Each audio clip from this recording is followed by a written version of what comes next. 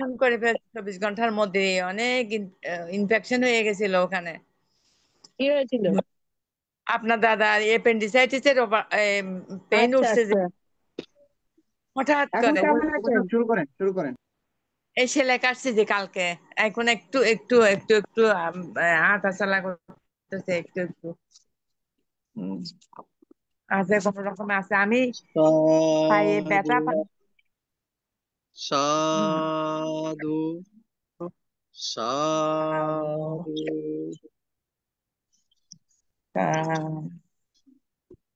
ITSS পেজের মূল কথা, সদ্ধর্মের আলোয় থাকবো আলোকিত। শুভরাত্রি। আজ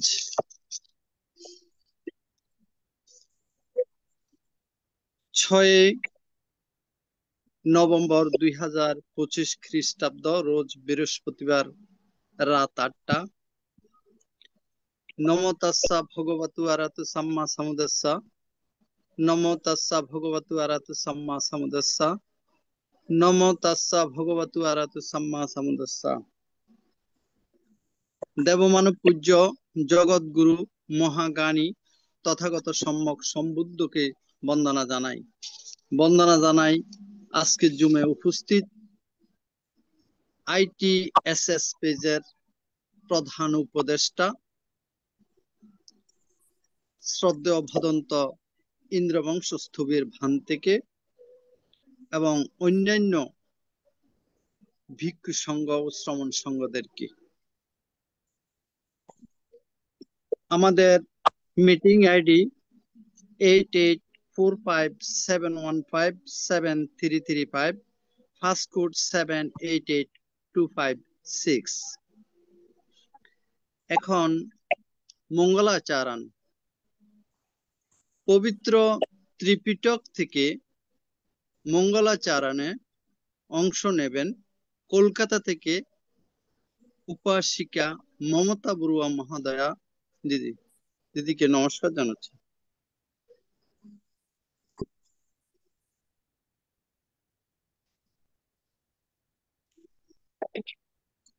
Yang manggalang dadasahi cintaing susadevaka Sutwanang nadigachanti Arthating sanca manggalang Desitang devadevina Sabba papa binasana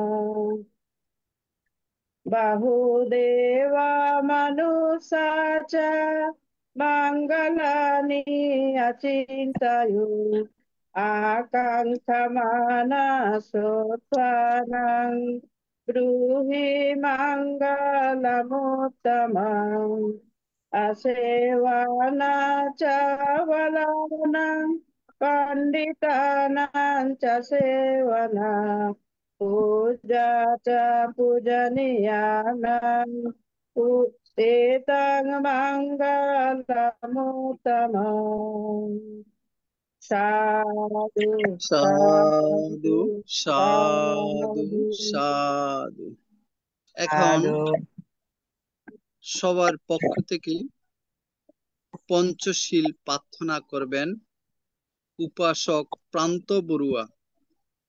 উপাসক প্রান্ত বড়ুয়াকে আহ্বান করছি পঞ্চশীল প্রার্থনা করার জন্য। ধন্যবাদ শ্রদ্ধেয় মামা প্রবীর সিংহকে আমাকে আজকে উচ্চ মিটিং এ পঞ্চায়েত প্রার্থনা করতে দেওয়ায়। আমি সর্বপ্রথম তথাগত সময় শব্দকে শ্রদ্ধা চিত্রে নতশিরে বন্দনা করতেছি মিটিং এ উপস্থিত সকল ভিক্ষু সংঘ এবং শ্রমণ সংঘদের বড়দের জানাচ্ছি আমার নমস্কার, ছোটদের জানাচ্ছি আন্তরিক শুভেচ্ছা ও অভিনন্দন। চলুন আমরা সবাই শিলে প্রতিষ্ঠিত হই। প্রথমে সবাই সমস্বরে 3বার সাধুবাদ প্রদান করুন। সাধু সাধু সাধু সাধু। সাধু বুদ্ধাং সাধু বন্দামি ধাম্মাং বন্দামি সংঘাং বন্দামি আহাং বন্দামি সব্বদা দ্বিতীয়াম্পি বুদ্ধাং বন্দামি ধাম্মাং বন্দামি সংঘাং বন্দামি আহাং বন্দামি সব্বদা সাধু তৃতীয়াম্পি বুদ্ধাং বন্দামি Dhammang bandami, Sanggang bandami, Ahang bandami, Shabada, Okasha, bandami bhante, Daretena, Kotang Shabbang, Aparadang, Khamatu, Me bhante, Dutiyamti, Okasha, bandami bhante, Daretena, Kotang Shabbang, Aparadang, Khamatu, Me bhante, Tatiyamti, Okasha, bandami bhante, Daretena, Kotang Shabbang, Aparadang, Khamatu, Me bhante, Okasa ahang bante tisharaneno shaha pancho silang dhammang yachami anukahang katva silang betha me bante dutiyamti okasa ahang bante tisharaneno shaha pancho silang dhammang yachami anukahang katva silang betha me bante tatiyamti okasa ahang bante tisharaneno shaha pancho silang dhammang yachami anukahang katva silang betha me bante।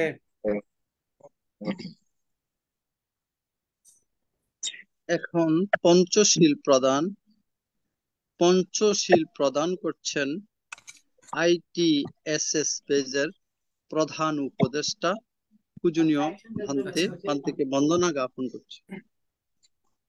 Yamang vadami tavadetha namo Nama tassa bante bhagavato arahato samma sambuddhassa namo tassa bhagavato arahato samma sambuddhassa namo tassa bhagavato arahato samma sambuddhassa namo tassa bhagavato arahato samma sambuddhassa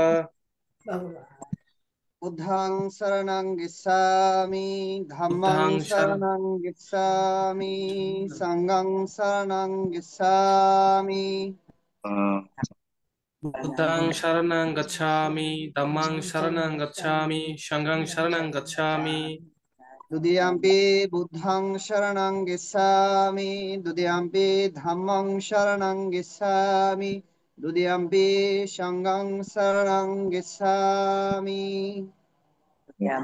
Dutiyamti buddhang sharanang gacchami dutiyamti dhammang sharanang gacchami dutiyamti sanghang sharanang gacchami Tadiyampi buddhang saranang gissami tadiyampi dhammang saranang gissami tadiyampi sanghang saranang gissami tatiyamti buddhang sharanang gacchami tatiyamti dhammang sharanang gacchami tatiyamti sanghang sharanang gacchami Tisranena ghanasilang paripunang Ama bhante panatipata vairamani sikkhapadang samadhiyami anatipatha beromani sikkhapadang samadhiyami adina dana vairamani sikkhapadang samadhiyami adinnadana beromani sikkhapadang samadhiyami kampiso misasara vairamani sikkhapadang samadhiyami Amesu mechasara beromani sikkhapadang samadhiyami Muchawada Veramani Shikhabadang Samadhiyami Mosapada beromani sikkhapadang samadhiyami Sura Maria Machapama Datana Veramani Shikhabadang Samadhiyami Shura meriya majjapamatakkhana beromani sikkhapadang samadhiyami Idhame Punyang idang me punyang Asavekayang asavakkaya Ohang Hotu ahang hotu Idhame Shilang idang me silang Nibbanacha nibbanassa Pachayo pachayo Hotu hotu Sadhu, sadhu, sadhu. Imani sisranena saha poncho silang dhammang sadhungang katva apamadena silang sampadetha. ama bhante তো সধর্ম প্রাণ উপাসক উপাসিকা অনেকদিন পরে আমরা সংযুক্ত হয়েছি। কালকে থেকে আবার অনুষ্ঠানটি পুনরায় আমরা পরিচালনা করার চেষ্টা করতেছি, কারণ 1 মাস ব্যাপী আমাদের কঠিন চিবর দাঁড়ানো অনুষ্ঠান থাকার কারণে ভিক্ষু সংঘ ব্যস্ত এবং উপাসক উপাসিকারাও ব্যস্ত থাকায় আমরা কিছুদিন অনুষ্ঠান পরিচালনা করতে পারিনি।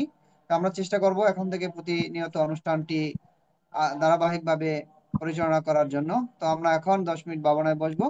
তো আপনারা যে যেখানে যে অবস্থায় আছেন, যে রুমে বা যে স্থানে আছেন, আপনাদের সুবিধা মতো বসে বাঁ হাতের উপর ডান হাত রাখবেন, বা হাতের উপর 5টি আঙ্গুলের উপর 5টি আঙ্গুল রাখবেন এবং যে বৃদ্ধা আঙ্গুল আছে 2টা আঙ্গুল স্পর্শ করে রাখবেন, যাতে একটা আঙ্গুল স্পর্শ করলে বা ছেড়ে দিলে আরেকটা আঙ্গুল বুঝতে পারে যে স্পর্শ হয়ে যে হাতটা তুলছে বা হাতটা ছেড়ে দিচ্ছি। যাতে আমরা, কারণ আমরা যখন ধ্যানে বসি তখন হাতটা যখন আমাদের খোলা থাকে তখন কিন্তু আমরা এই হাত দিয়ে নাড়াচাড়া করি, চুলে হাত দিই, মুখে হাত দিই বা কানে হাত দিই, যার কারণে এই হাত, 2 হাত আমরা যদি বা হাতের উপর ডান হাতে স্পর্শ করে রাখি তখন আমরা বুঝতে পারি যে হাতটা যখন 1 হাত তোলা হয় তখন আমরা বুঝতে পারি যে আমরা ধ্যানে বসে আছি, তখন আমাদের সজ্ঞানটা ফিরে আসে। তো সাধারণ প্রাণ উপাসক উপাসিকা যে রুমের মধ্যে বসে আছেন আপনারা, অন্তত সেই রুমের মধ্যেই যেন আপনাদের চিত্তটাকে নিয়ন্ত্রণ করতে পারেন। আর কখনো কখনো যদি বেরিয়ে যায় তাহলে সেটাকে আবার পুনরায় ফিরিয়ে নিয়ে আসবেন। এভাবে আপনারা 10 মিনিট ভাবনায় বসবেন।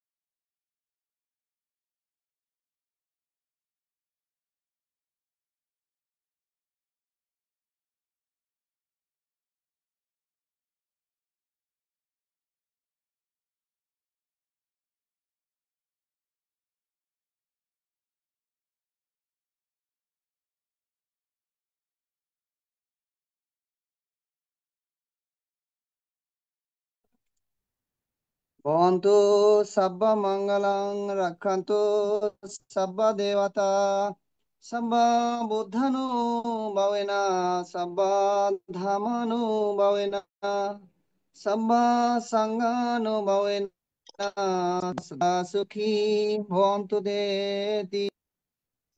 সাধু সাধু সাধু সাধু। সাধু। আন্তর্জাতিক ত্রিপিটক সদ্ধর্ম শিক্ষা ITSS জুম ভার্চুয়ালের মাধ্যমে আমাদের নির্ধারিত ভান্তে না থাকায় আজকে ধর্মদর্শনা দান করবেন ITSS পেজের প্রধান উপদেষ্টা শ্রদ্ধেয় ভদন্ত ইন্দ্রবংশস্থবির ভান্তে কুয়াকাটা শ্রীমঙ্গল বৌদ্ধ বিহার বরিশাল। আমি পূজনীয় ভান্তেকে বন্দনা সহ পূজা জ্ঞাপন করছি। আজকের ধর্মদর্শনা দান অনুষ্ঠানে অংশগ্রহণ করার জন্য বন্দনা ভান্তে। সাধু সাধু সাধু। আন্তর্জাতিক বলতে ত্রিপিটক বন্দনা। সাধনস্থানী সাধু সাধু সাধু মঙ্গলক। আন্তর্জাতিক ত্রিপিটক সাধনস্থানী ITSS জুম ভার্চুয়াল প্রোগ্রামে প্রতিদিনের ন্যায় ধারাবাহিকতায় আজকে আমাদের প্রধান ধর্ম আলোচক ভান্তে হয়তো নেটওয়ার্ক সমস্যার কারণে দিনে উপস্থিত হতে পারেননি, যার কারণে আবারও আপনাদের সম্মুখে ধর্মদেশনা বা ধর্ম আলোচনা যেটাই বলি না কেন সুযোগ পেয়েছি। তো সাধারণ প্রাণ উপাসক উপাসিকা যারা সরাসরি ফেসবুক লাইভ এবং ITS পেজ, ইউটিউব এবং সরাসরি জুম প্রোগ্রামে রয়েছেন সকলকে সাধুবাদ জানাই। ধর্মদেশনার আগে মহাকারণিক তথাগত সম্মুখ বুদ্ধকে নতশিরে বন্দনা জানাই। নতশিরে বন্দনা জানাই বুদ্ধের নির্বাণকামী ধর্মকে এবং বুদ্ধ ধর্মের দ্বারক ও বাহক সদ্য ভিক্ষু সঙ্গের স্মরণ নতশিরে বন্দনা কৃতজ্ঞতা জানাই। আজকে যারা এই অনুষ্ঠানটি পরিচালনা দায়িত্বে রয়েছেন এবং যারা আজকে অনুষ্ঠানটি শ্রবণ করতেছেন সকলকে। তো আজকে যে বিষয়ে নিয়ে একটু আলোচনা করব সেটা হলো বুদ্ধ ধর্ম দর্শনে কর্ম ক্রিয়া, অর্থাৎ কর্ম অথবা ক্রিয়া বা কর্মফল যেটাই বলে না কারণ বা কাজ একই অর্থে একই অর্থ বোঝায় কর্মের। সেই কর্মের বিপাক অথবা ক্রিয়ার বিপাক যেটাই বলি না কেন একই শব্দ আমরা বুঝতে পারি। আমরা যদি সোজা বাংলা বলি কাজের ফল বা কর্মের ফল যেটাই বলি, এই কর্ম ক্রিয়া মানে এই কাজগুলা কর্মগুলো করার পরে এর ফলগুলো কিভাবে আমরা ভোগ করি বা ভোগ করতে পারি বা কোন ফল কি কাজ করলে আমাদের ফলটা সহজে পাওয়া যায়, যে কর্মফলের যে ক্রিয়া কাজগুলো কিভাবে করে এই সম্পর্কে আজকে একটু আলোচনা করব। তো সধর্ম প্রাণ উপাসক উপাসিকা সর্বপ্রথমে আমরা জানার চেষ্টা করব বুদ্ধ ধর্ম দর্শনে কর্মটা কি। বৌদ্ধ ধর্ম দর্শনে কর্ম বলতে আমরা বোঝাই যে চেতনা দ্বারা চালিত ইচ্ছাকৃত কাজকে বোঝায়, অর্থাৎ চেতনার মধ্য দিয়ে যে কাজগুলো আমরা করার চেষ্টা করি বা করে ফেলি সেটাকে আমরা কর্ম বা কাজ বলে থাকি। যা হতে পারে শরীরে অঙ্গ প্রত্যঙ্গের মাধ্যমে অথবা বাক্য বা মনের মাধ্যমে হতে পারে, বাক্যের মাধ্যমে হতে পারে বা মনে মনে হতে পারে। এই তিন প্রকারের আমরা কর্মগুলো করে থাকি, যেটা আমরা প্রতিনিয়ত প্রতি সেকেন্ড আমরা থামি না, করতেই থাকি। হয়তো মনে মনে আমরা চিন্তা ভাবনা করে সেই কাজটা করতেছি, বা আমাদের হাত পা চোখ কান অঙ্গ দিয়ে আমরা কাজগুলো করি, অথবা আমাদের মুখে যে শ্রবণ কথা দিয়ে আমরা সেই কাজগুলো করে থাকি। এই কাজগুলো কি আমরা যেটা ইচ্ছাকৃত ভাবে মানে চেতনা দ্বারা চালিত ইচ্ছাকৃত ভাবে যে কাজগুলো আমরা করে থাকি এটাকে বুদ্ধ ধর্ম দর্শনে কর্ম বলে থাকি, যা ভবিষ্যতের ফলাফল বা কর্মফলের দিকে পরিচালিত হয় বিদায় কুশল কর্ম এবং অকুশল কর্ম চিন্তা ভাবনার মধ্য দিয়ে কুশল কর্ম যারা করে তারা কুশল কর্মের ফল ভোগ করবে এবং অকুশল কর্ম যারা করে এরা অকুশল কর্মের ফল ভোগ করবে। এরকম চিন্তাধারার মধ্য দিয়ে বুদ্ধ ধর্ম দর্শনটা আমরা এই কর্মগুলোকে দেখতে পাই। বুদ্ধ ধর্ম দর্শনে এই কর্মই ব্যক্তিকে কর্মফলের অধীন করে এবং পূর্ণ ধর্মের চক্রের সাথে যুক্ত রাখে। ভালো কাজ করলে ভালো ফল এবং মন্দ কাজ করলে মন্দ ফল পাওয়া যায়, যা ব্যক্তিকে ভোগ করতে হয়। অর্থাৎ আমি কর্ম করি এবং সেই কর্মের ফলও আমি ভোগ করি, অন্য কেউ ভোগ করার কোনো সুযোগ নেই বুদ্ধ ধর্ম দর্শনে। তো যার কারণে আমরা অনেক সময় বলি যে ভান্তে আশীর্বাদ করিয়েন। আশীর্বাদ তো ভান্তেরা সবসময় সকল সাধারণ প্রাণ উপাসক উপাসিকাদের দৃষ্টি সবসময় মৈত্রী দান বা মৈত্রী দান দিয়ে থাকে বা আশীর্বাদ প্রদান করে থাকে। এখন সেটাকে রিসিভ করার জন্য, সে মৈত্রীটা বা সেই পূর্ণ কর্মটাকে রিসিভ করার জন্য, যেটা দান করা হয় সেটাকে রিসিভ করার জন্য তারও একটি ক্যাপাসিটি থাকার প্রয়োজন। যেমন আমরা মোবাইল ফোনের মাধ্যমে একজন অপরজনকে ফোন দিলে, যাকে ফোন দিব তার নাম্বারটা প্রয়োজন। একটা নাম্বার ভুল হয়ে গেলে অন্য কারো কাছে চলে যাবে। আবার আমরা বিকাশের মাধ্যমে টাকা পাঠাইলে যে রিসিভ করবে তার নাম্বারটা প্রয়োজন তাকে টাকা পাঠানোর জন্য, আবার যে টাকা পাঠাবে তারও একটি বিকাশ নাম্বারের প্রয়োজন। তো ততটুকু ভান্তেরা যাদের কাছে সাধারণ প্রাণ উপাসক উপাসিকারা যখন বলে যে ভান্তে আমাকে আশীর্বাদ করিয়েন, ভান্তে আশীর্বাদ করলো, এই আশীর্বাদটা আপনার পাওয়ার জন্য অন্তত আপনি পঞ্চশীলধারী উপাসক উপাসিকা হতে হবে। সর্বপ্রথম হচ্ছে ত্রিরত্নের পূজারী হতে হবে। ত্রিরত্নের প্রতি আপনার আহ শ্রদ্ধা, চেতনা এবং শীলবান হতে হবে। এইরূপ যদি না হন, তাহলে ভান্তেদের কাছে আপনারা যে পূর্ণ দান চাইলেন, এটা পূর্ণ রাশি দান করলেও সেটা মানে পাওয়া বা পেয়ে যাবেন এরকম চিন্তা ভাবনা থেকে আমাদের দূরে থাকতে হবে। তো সধর্ম প্রাণ উপাসক উপাসিকা, এই কর্মফলের ভিতর দিয়ে কিন্তু আমাদের জীবন চক্রটা কি হচ্ছে, পরিবর্তন হচ্ছে, বা জীবন চক্রের পথ আমরা ঘুরে ঘুরে কিন্তু এই কর্মের মধ্য দিয়ে আমরা আমাদের চক্রের সাথে আমরা যুক্ত হচ্ছি। এই কর্মের ফল ধারণাগুলো যে আমরা চেতনা নির্ভর কর্ম হয়ে থাকে। যেমন চেতনা নির্ভর কর্ম বলতে বুদ্ধে ধর্ম দর্শন মতে কর্ম আসলে চেতনা বা অভিপ্রায় যে কাজ ইচ্ছাকৃতভাবে করা হয় সেটাই প্রকৃত কর্ম। অনিচ্ছাকৃত বা অচেতন কোনো কাজ কর্ম হিসাবে গণ্য হয় না। অর্থাৎ যে কাজগুলো আমরা চেতনা দিয়ে করি, যে চেতনা দিয়ে আমরা সজ্ঞানে যেগুলো করি সেগুলোকে বৌদ্ধ ধর্ম দর্শনে কর্ম বলা হয়। যেটা অনিচ্ছাকৃত করি, অর্থাৎ আপনাকে একজন মেরে ফেলবে, বা ভয় দেখিয়ে জোর বস্তি করে যে কাজগুলো করার জন্য আপনাকে বলা হয় বা করতে দেয়া হয় বা করে ফেলা হয়, সেগুলোকে বুদ্ধ ধর্ম দর্শনে এটা কর্ম বলে না।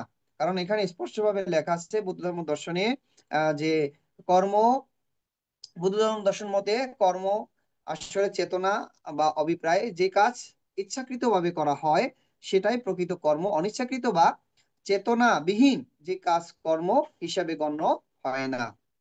কর্মের যে প্রকারভেদ গুলো আমরা দেখি, সেখানে আমরা কর্ম শারীরিক দিয়ে করতে পারি, কর্মগুলো আমরা করে থাকি, যেটা আগেই বলেছিলাম।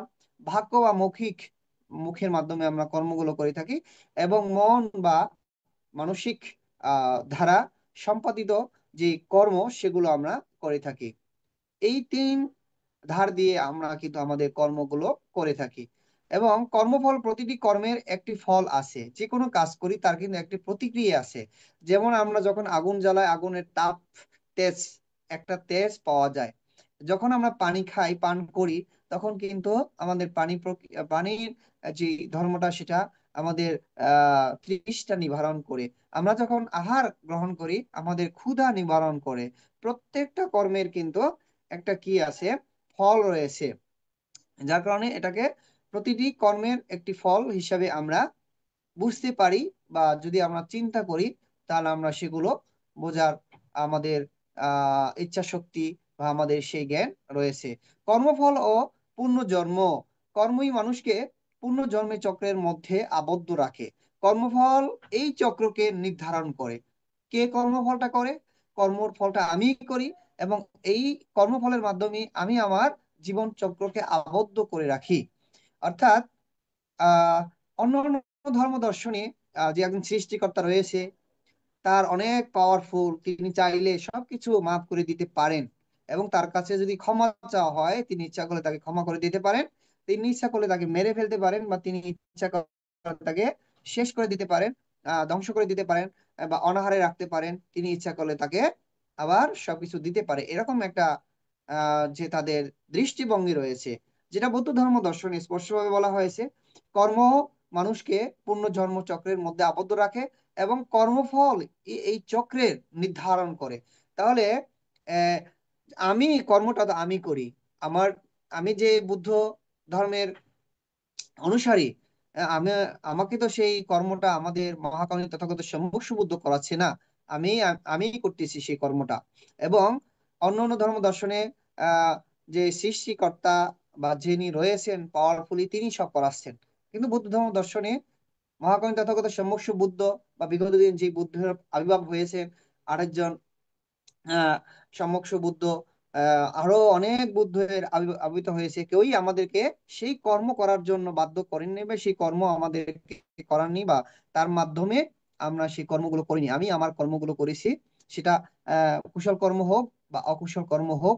আমি আমার চিত্তের মাধ্যমে বা আমার শারীরিকের মাধ্যমে বা আমার ভাগ্যের মাধ্যমে বা আমার মন দিয়ে আমি এই কর্মগুলো করেছি। তাহলে এই মানব জীবনের পূর্ণ জন্মের যে চক্রটা, এটা আবদ্ধ করে রেখেছে কি আমি আমার কর্মফলের মাধ্যমে। কর্ম ও মুক্তি, কর্ম মানুষকে বন্ধনে আবদ্ধ করে, কিন্তু অন্যদিকে সঠিক ও অকুশল কর্ম সাধনের মাধ্যমে মুক্তি বা নির্বাণ লাভ করা যায় এই কর্মের মাধ্যমে। যেমন আমরা ধ্যান করি, এটা একটা কর্ম। যেমন আমরা শীল গ্রহণ করি, সারাদিন শীলে অষ্টশীল বা পঞ্চশীলের মধ্যে থাকার চেষ্টা করি, সেটাও একটা কর্ম। আমরা ধ্যান করি, সেটাও কর্ম। আমরা বিভিন্ন সময় এই ধর্ম শ্রবণ করতেছি, এটাও একটা কর্ম। ধর্ম দেশনা প্রদান করতেছি, এটাও একটা কর্ম। আমরা কর্মের বাইরে কেউই নয়। এই কর্মগুলো কে করাচ্ছে? আমি আমার চিত্তের মাধ্যমে বা আমার মুখের মাধ্যমে বা আমার শরীরের অঙ্গ প্রত্যঙ্গের মাধ্যমে এই কর্মগুলো আমরা করে থাকি।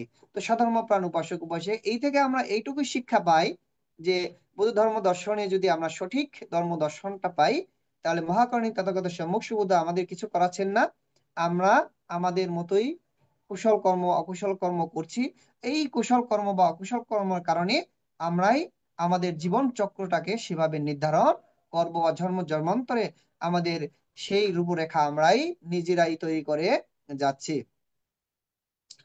এই কর্মগুলো কিভাবে কাজ করে বা এই কর্মগুলো কিভাবে করলে আমরা আহ বৌদ্ধ ধর্ম দর্শন থেকে যে কুশল কর্মগুলোর মাধ্যমে আমাদের জীবন ধারণ যদি করতে পারি, আমরা কিভাবে এর থেকে আরো আহ জ্ঞানী বা এর থেকে আরো ধনী বা এর থেকে আরো সুখময় শান্তিময় জীবনের অধিকারী হতে পারবো, এই বিষয়গুলো যদি আমরা একটু জানার চেষ্টা করি, তাহলে সর্বপ্রথম আমাদের জানতে হবে কুশল এবং অকুশল সম্পর্কে। যেহেতু কর্মের দুটি রূপ থাকে, যেটা কুশল কর্ম বা অকুশল কর্ম, এই দুটি রূপ থাকে। হয়তো যে কর্মগুলো আমরা করে থাকি সারাদিনে সেটার মধ্যে কুশল কর্ম হবে, নয়তো অকুশল কর্ম হবে। এই দুটির মধ্যেই একটির মধ্যে আমাদের সীমাবদ্ধ হয়ে থাকে।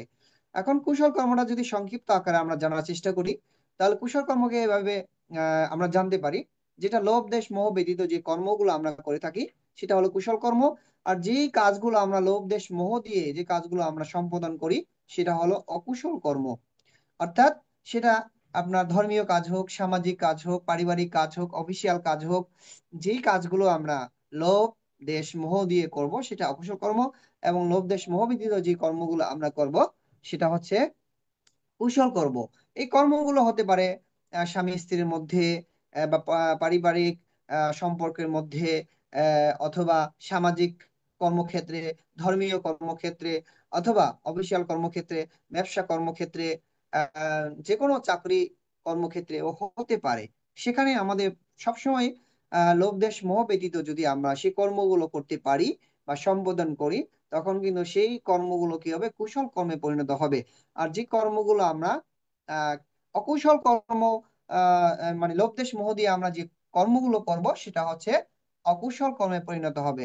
এখন কুশল কর্মটা কি ফল আমাদের দিবে? কুশল ফল কর্ম যদি আমরা করি, সেই কুশল কর্মের মাধ্যমে আমরা সুখ, আমরা জন্মান্তরে সুখময় শান্তিময় মঙ্গলময় জীবনের অধিকারী হতে পারবো। এবং অকুশল কর্ম করলে সেই অকুশল কর্মের ফল হিসেবে আমরা নানা রূপে মানুষ রূপে জন্মগ্রহণ করলেও সেখানে আমাদের নানা কিছুর অভাব থাকবে। যেমন আমরা এই পৃথিবীতে দেখতে পাই, মানুষ রূপে জন্মগ্রহণ করার পরেও অনেকে ঘর নেই, বাড়ি নেই, অনেকে পোশাক নেই, অনেকে খাবার নেই, আহার থাকে, তিন বেলা খাবার এক বেলা খেয়ে থাকে, মানুষের কাছে চেয়ে চেয়ে খায়। এ কর্মের প্রভাব, কর্মের ফলের কারণে এগুলো হচ্ছে। আহ, যার কারণে এই কর্ম কর্মের মধ্য দিয়ে আমাদের জীবন চক্রটা আমরা নির্ধারণ করে আসছি এবং নির্ধারণ করে প্রতিনিয়ত যাচ্ছি। প্রতিদিন যে আমরা ভালো খাচ্ছি, প্রতিদিন যে আমরা ভালো থাকছি, প্রতিদিন যে আমরা ভালো কাজগুলো করছি, প্রতিদিন যে আমরা সুন্দরভাবে চলাফেরা করি, প্রতিদিন যে আমরা সুন্দরভাবে কথা বলি, এই সব কিছুই কর্মের উপর নির্ভরশীল বা কর্মের মাধ্যমে এগুলো হচ্ছে। এখন কুশল কর্ম যদি আমরা করি, তাহলে কুশল কর্ম ফল হিসাবে মানুষ রূপে জন্মগ্রহণ করলেও, মানব কুলে জন্মগ্রহণ করলেও তার দুঃখ রয়েছে। অর্থাৎ এই যেমন আমরা সময় মতো খেতে পারি, তারা সময় মতো খেতে পারবে না। তাদের শীতের সময় শীতের পোশাক থাকে না, পায়ে জুতা নেই। মানুষের যে সুখ বিলাসিতা, যেগুলা মানুষ আহার করে ভালো খাবার খায়, তারা ওগুলো খেতে পারে না। মানুষের যে ফেলে দেয়া খাবারগুলো তারা তুলে তুলে খেতে হয়, মানুষের ফেলে দেওয়া পোশাকগুলো তারা গ্রহণ করতে হয়। ঘর নেই, বাড়ি নেই, রাস্তার পাশে ঘুমাতে হয়। এটা অকুশল কর্মের প্রভাবে এরূপ হয়ে থাকে।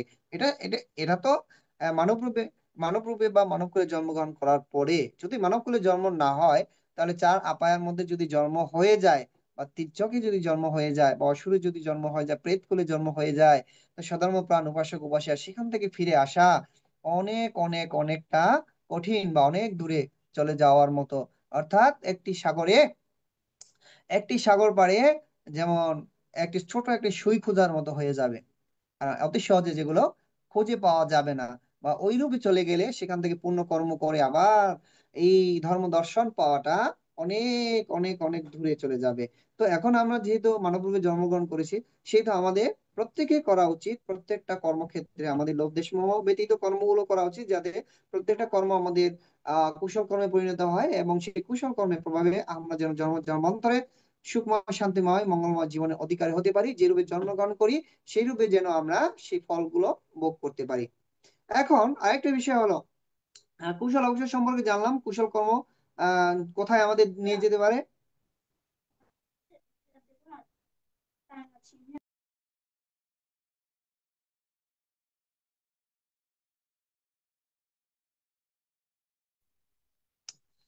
আন্তরিকভাবে দুঃখিত। এবং আমরা কুশল কর্ম কি অকুশল কর্ম কি সেটা সম্পর্কে জানলাম, এবং কুশল কর্ম কি ফল দেয় বা অকুশল কর্ম কি ফল দেয় সেটা সম্পর্কে আমরা একটু জানলাম। কুশল কর্ম আমাদেরকে এমনকি নির্বাণের পথ পর্যন্ত নিয়ে যেতে পারে, নির্বাণ পর্যন্ত আমাদেরকে নিয়ে যেতে পারে। অকুশল কর্ম আমাদেরকে চার আপায়ায় নিক্ষেপ করতে পারে। এখন সাধারণ প্রাণ উপাসক উপাসিকা, আপনারা নির্বাণে যাবেন না চার আপায় গমন করবেন, সেটা আপনাদের ডিসিশন, সেটা আপনাদের কর্মের উপর নির্ভরশীল। এখন আমরা কুশল কর্ম যেগুলো করি, অর্থাৎ আমরা যে পুণ্য কর্মগুলো করি, এই পুণ্য কর্মগুলা কোথায় সঞ্চয় থাকে, বা এই পুণ্য কর্মগুলা কোথায় থাকে, এই পুণ্য কর্মগুলো আমাদেরকে কিভাবে প্রভাবিত করে বা আমাদেরকে কিভাবে সাহায্য করে, এই সম্পর্কে যদি আমরা আলোচনা করি, তাহলে সাধারণ প্রাণ উপাসক উপাসিকা, কুশল কর্ম আমরা প্রতিনিয়ত যে কুশল কর্মগুলো করি, সেটা আহ প্রতিদিনের মতো সে কুশল কর্মগুলো কি হয়ে যায়, ব্যয় হয়ে যায়, অর্থাৎ খরচ হয়ে যায়। তো আপনারা বলতে পারেন আবার কুশল কর্ম আবার কিভাবে খরচ হয়? আমরা প্রতিনিয়ত যে ভালো থাকার চেষ্টা করি, প্রতিনিয়ত যে আমরা ভালো থাকতেছি কুশল কর্মের প্রভাবে, কুশল কর্ম আছে বিদায়। আমরা প্রতিদিন যে ভালো কিছু খাচ্ছি কুশল কর্মের কারণে, আমরা প্রতিদিন যে ভালো পোশাক পরছি কুশল কর্মের কারণে। আর যারা খারাপ অবস্থা তারা অকুশল কর্মের কারণে। তাহলে কুশল কর্মটা কি হচ্ছে? প্রতিনিয়ত আমরা কুশল কর্ম করছি, এবং প্রতিনিয়ত সেই কুশল কর্মের প্রভাবে আমরা ভালো থাকছি, ভালো খাচ্ছি, ভালো চলছি। কুশল কর্মগুলো কি হচ্ছে, ব্যয় হচ্ছে, বা সোজা কথা যদি বলি খরচ হচ্ছে। যেরূপ আমরা আমাদের বেঁচে থাকার জন্য কি প্রয়োজন, বাসস্থানের প্রয়োজন, চিকিৎসার প্রয়োজন, খাবারের প্রয়োজন, পোশাকের প্রয়োজন, এগুলো আমাদের একান্তভাবে প্রয়োজন। তো এই খাবার, বাসস্থান, পোশাক আশাক, চিকিৎসা, এগুলো করার জন্য কি প্রয়োজন? টাকার প্রয়োজন। এই টাকা কোথা থেকে আসে? আমরা কোনো চাকরি করি বা কোনো কর্মের মাধ্যমে এই টাকাগুলো আমরা কি করি, আয় করি। আয় করার পরে সেখান থেকে আমরা কি করি, ভালো থাকার জন্য আমরা একটা ঘর নির্মাণ করলাম, ভালো খাবারের জন্য আমরা আহারের ব্যবস্থা করলাম, ভালো পোশাক পরার জন্য আমরা পোশাকের ব্যবস্থা করলাম, অসুস্থ হলে আমরা চিকিৎসা করলাম। কিসের মাধ্যমে করলাম? টাকা দিয়ে। সে টাকাটা আসলো কোত্থেকে? কর্ম থেকে। সেটা চাকরি হোক বা বিভিন্ন রকম কৃষি কাজ হোক, সেই কর্ম থেকে যে আয়টা হচ্ছে, সে আয়টা দিয়ে আমরা ব্যয় করতেছি কোথায়? আমাদের জীবন দাঁড়ায়। অর্থাৎ জীবন চক্রের মধ্যে ভালো থাকার জন্য, ভালো খাবার জন্য, চিকিৎসার জন্য, বাসস্থানের জন্য আমরা সেই টাকাগুলো বা সেই অর্থগুলো আমরা ব্যয় করতেছি। হ্যাঁ, ব্যয় করতেছি। ততরূপ পুণ্য কর্মগুলো আমরা যে প্রতিনিয়ত পুণ্য কর্মগুলো সঞ্চয় করতেছি, সেই সঞ্চয়গুলো পুণ্য কর্মগুলো আমাদের প্রতিনিয়ত ব্যয় হচ্ছে বা খরচ হচ্ছে। কারণ আমরা প্রতিনিয়তই আমাদের পুণ্য কর্মের প্রভাবে আমরা ভালো থাকি, বা পুণ্য কর্মের প্রভাবে আমরা ভালো চিন্তা করি, ভালো কথা বলি, ভালো খাই, ভালো স্থানে ঘুমাতে পারি। এটা আমাদের পুণ্য কর্মের প্রভাবে, এবং প্রতিনিয়ত এই পুণ্য কর্মগুলো কি হচ্ছে, খরচ হচ্ছে। আবার আমরা এরূপ যদি দেখি, দেখেন আমরা প্রতিনিয়ত কিন্তু আমাদের রূপটাকে বা আমাদের দেহটাকে সঠিক আহ দেহের অঙ্গ প্রত্যঙ্গ সঠিকভাবে কাজ করানোর জন্য আমরা আমাদের প্রতিনিয়ত খাবারের প্রয়োজন হচ্ছে। যেমন কেউ সকালে নাস্তা করে, আবার দুপুরে আহ কোনো কিছু খাবার খায়, বাড়ি খাবার। রাত্রে অনেকে নাস্তা করে, অনেকে খাবার খায়। তো এই খাবারগুলো কেন খেতে হচ্ছে? আমাদের এই দেহটাকে দেহ ক্রিয়া গুলো কাজ করার জন্য আমাদের দেহে এটা দেওয়া হচ্ছে। এখন আমরা যে খাবারগুলো খাচ্ছি, এই খাবারগুলো কোথায় যাচ্ছে? আমাদের, আমরা আহার করার পরে আমাদের পেটের ভিতরে যাচ্ছে। যাওয়ার পরে কি হয়, পরদিন বা বিকাল বেলায় সেগুলো আবার পাস হয়ে যায়, বের হয়ে যায়। এখন সেটাও কিন্তু, আমরা যে খাবারগুলো খাচ্ছি এটাও কিন্তু খরচ হচ্ছে। প্রতিনিয়ত আমরা যে খাচ্ছি এটা মানে স্থায়ী না, অস্থায়ী ভাবে এখানে থাকে, থাকার পরে আবার ব্যয় হয়ে যায়। অর্থাৎ খাবার যেরকম ব্যয় হয়, ততটুকু আমাদের পুণ্য কর্মগুলো ব্যয় হতে থাকে। এখন অনেকে চিন্তা করতে পারে, তাহলে বান্তে পুণ্য কর্মগুলো যদি সব ব্যয় হয়ে যায়, পরবর্তী জীবনের জন্য বা জন্ম জন্মান্তরের জন্য আমাদের পুণ্যগুলো কিভাবে সঞ্চয় হবে? তো এই কারণেই তো আমাদের প্রতিনিয়ত যে আমরা পুণ্য সঞ্চয় করতেছি, বেশি বেশি করে পুণ্য সঞ্চয় করতে হবে। যত আমাদের পুণ্য খরচ আছে, তার চেয়ে বেশি আমাদের যখন আমরা আয় করতে পারবো, তখন কিন্তু আমাদের সেই সম্পদ বা সেই ধন আমরা কি করতে, কিছু জমা করতে পারবো। অর্থাৎ আমরা প্রতি মাসে আমার 10,000 টাকা খাবার, চিকিৎসা, বাসস্থান, বাসা ভাড়া, তারপর খাবারের জন্য, পোশাক আশাকের জন্য, চিকিৎসার জন্য আমার প্রতি মাসে 10,000 টাকার প্রয়োজন। এখন আমি যদি 8,000 টাকা আয় করি, তাহলে আমি 2,000 টাকায় কার কাছ থেকে ধার নিব? ততরূপ আমাদের জীবনে পুণ্য কর্ম যত আমরা বেশি করব, তত আমরা ভালো থাকব, ভালো চলতে পারবো, আহ ভালো সম্মান পাবো, এবং জন্মান্তরেও আমরা সেই রূপে জন্মগ্রহণ করতে পারবো। আর যে ব্যক্তি প্রতি মাসে 20,000 টাকা ইনকাম করে, কি করেন তিনি? 10,000 টাকা তার প্রতি মাসে আয় হয়, ব্যয় হয়। 20,000 টাকা আয় করে 10,000 টাকা তার সঞ্চয় থাকে। তদ্রূপ আমরাও যদি পুণ্য কর্মগুলো, পুণ্য পুণ্য বেশি বেশি করে পুণ্য কর্মগুলো করতে পারি, তাহলে কি হবে? আমাদের প্রতিদিনের কার্যক্রম, চলাফেরা, থাকা, কথা বলা বা সবকিছু কাজে অকুশল কর্মগুলো ব্যয় হচ্ছে। সেই কুশল কর্ম ব্যয় হওয়ার পরে আমাদেরও একটা সঞ্চয় থাকবে। সেই সঞ্চয় দিয়ে আমরা পরবর্তী জীবন চক্রকে আমরা নির্ধারণ করব। তো সধর্মপ্রাণ উপাসক উপাসিকা, আমাদের তাহলে জানতে হবে প্রতিনিয়ত আমরা যে ভালো থাকি, ঘুম থেকে উঠি, আহ সুস্থভাবে উঠতে পারি এবং ঘুমাতে পারি, ভালো পোশাক আশাক পরতে পারি, ভালো মানুষের সাথে সাক্ষাৎ হয়, জ্ঞানী মানুষের সাথে দেখা হয়, ভালো কথা শুনতে পারি, ভালোভাবে আমরা পথ চলতে পারি, শত্রু দ্বারা শত্রু থেকে আমরা মুক্তি থাকি, বা নানা রকমের যে অশুভ শক্তি বা নানা রকমের যে আহ সমস্যা থেকে আমরা সমাধান পাই, এগুলো সবই আমাদের কুশল কর্মের প্রভাব। সেটা হতে পারে পূর্ণ জন্মে অথবা বর্তমান জন্মে। তো সধর্ম প্রাণ উপাসক উপাসিকা, তাহলে আমরা বেঁচে আছি আমাদের পুণ্য কর্মের উপরে, অর্থাৎ কর্মের উপরে আমরা বেঁচে আছি। একটা মানুষ জীবনে বেঁচে থাকার জন্য তার কি কি প্রয়োজন? বাসস্থানের প্রয়োজন, খাবারের প্রয়োজন, চিকিৎসার প্রয়োজন। এই চার প্রকার যেহেতু আমাদের মৌলিক অধিকার, সেগুলো আমাদের কি দিয়ে গ্রহণ করতে হয়? অর্থ দিয়ে। এই অর্থটা কোথা থেকে আসে? কর্ম থেকে। এই কর্মভাগ মধ্য দিয়ে আমাদের জীবন চক্রটা কি হচ্ছে? অতিবাহিত হচ্ছে বা প্রভাবিত হচ্ছে।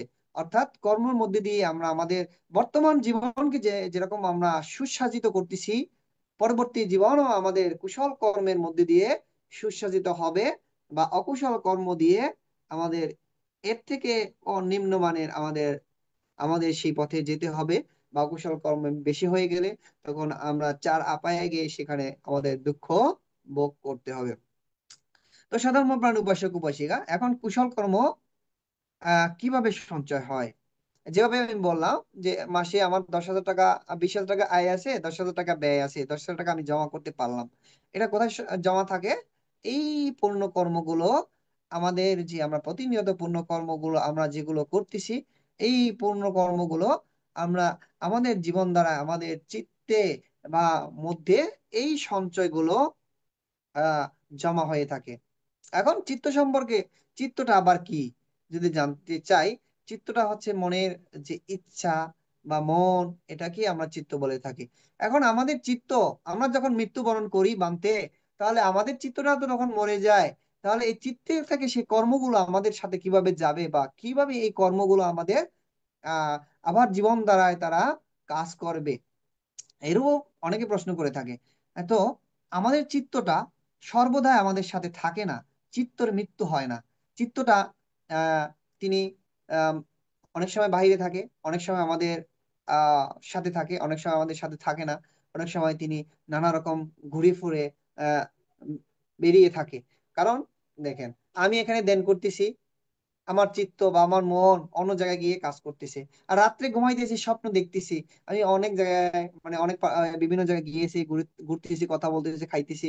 এই চিত্ত কিন্তু আমাদের সাথে তখন থাকে না। চিত্ত কিন্তু বাইরে তিনি তার মতো করে কাজ করতেছে।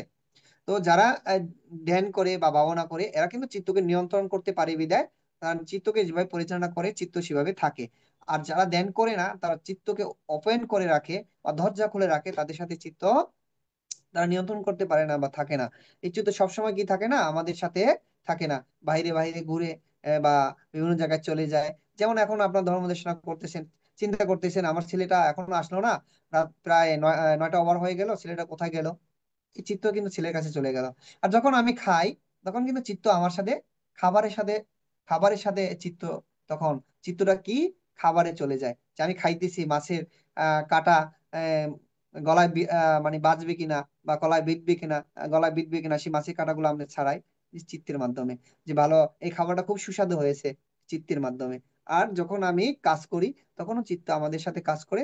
আবার অনেক সময় কি, আমরা বেখেয়াল হয়ে যায় বা অন আহ, মানসিকতা হয়ে যায়, সেটার দিকে খেয়াল থাকে না, তখন কিন্তু চিত্ত আমাদের সাথে থাকে না।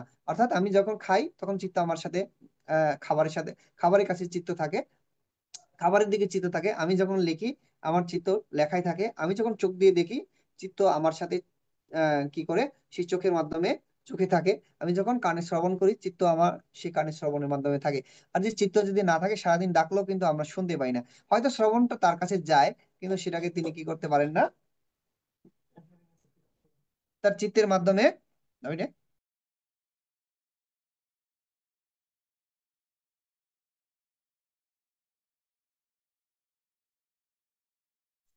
চিত্তটা আমাদের সাথে এভাবে সবসময় থাকে না, এই বিষয়টা আপনাদের রাখতে হবে। চিত্ত যদি আমাদের সাথে সবসময় থাকতো, তাহলে একজন মানুষ যখন মৃত্যুবরণ হয়ে যায়, তাহলে সেই হার্টের মধ্যে যে একটা আমাদের হার্ট রয়েছে, সেই হার্টের মধ্যে যে চিত্ত থাকে, হার্ট অ্যাটাক করে মারা গেল, তাহলে তো তার জীবন চক্র সেখানেই থেমে যেত। কিন্তু থামে, থামে না তো। বুদ্ধ ধর্ম দর্শন যদি দেখি, সেই জীবন চক্র এখানে থামে না। অর্থাৎ সেই চিত্ত সেই তার হার্টের মধ্যে নেই, বা তার দেহের মধ্যে নেই। দেহের মৃত্যু হয়, কিন্তু চিত্তের মৃত্যু হয় না। এই চিত্তের মধ্যে আমাদের যে কুশল কর্মগুলো আমরা করি, এই চিত্তের মধ্যে আমরা সেই কুশল কর্ম যদি বেশি বেশি করে থাকি, আমাদের খরচ হওয়ার পরে যদি কুশল কর্মগুলো আমাদের থাকে, সেটা সেই চিত্তের মধ্যে প্রভাবিত হয় এবং চিত্ত নিয়ন্ত্রণ থাকে, চিত্ত সুস্থ থাকে, চিত্তের মধ্যে অকুশল কর্ম চিন্তা ভাবনা থেকে দূর হয়ে যায়। আর যত আমরা অকুশল কর্ম থেকে বিরত থাকবো, কুশল কর্ম থেকে বিরত থাকবো, যত আমরা অকুশল কর্ম করব, তত আমাদের চিত্তটা কি হবে, তত তারা বাইরে বাইরে ঘুরবে, বা তত সচ্ছল থাকবে, এবং তত তিনি অকুশল কর্মগুলো করার চিন্তা করবে।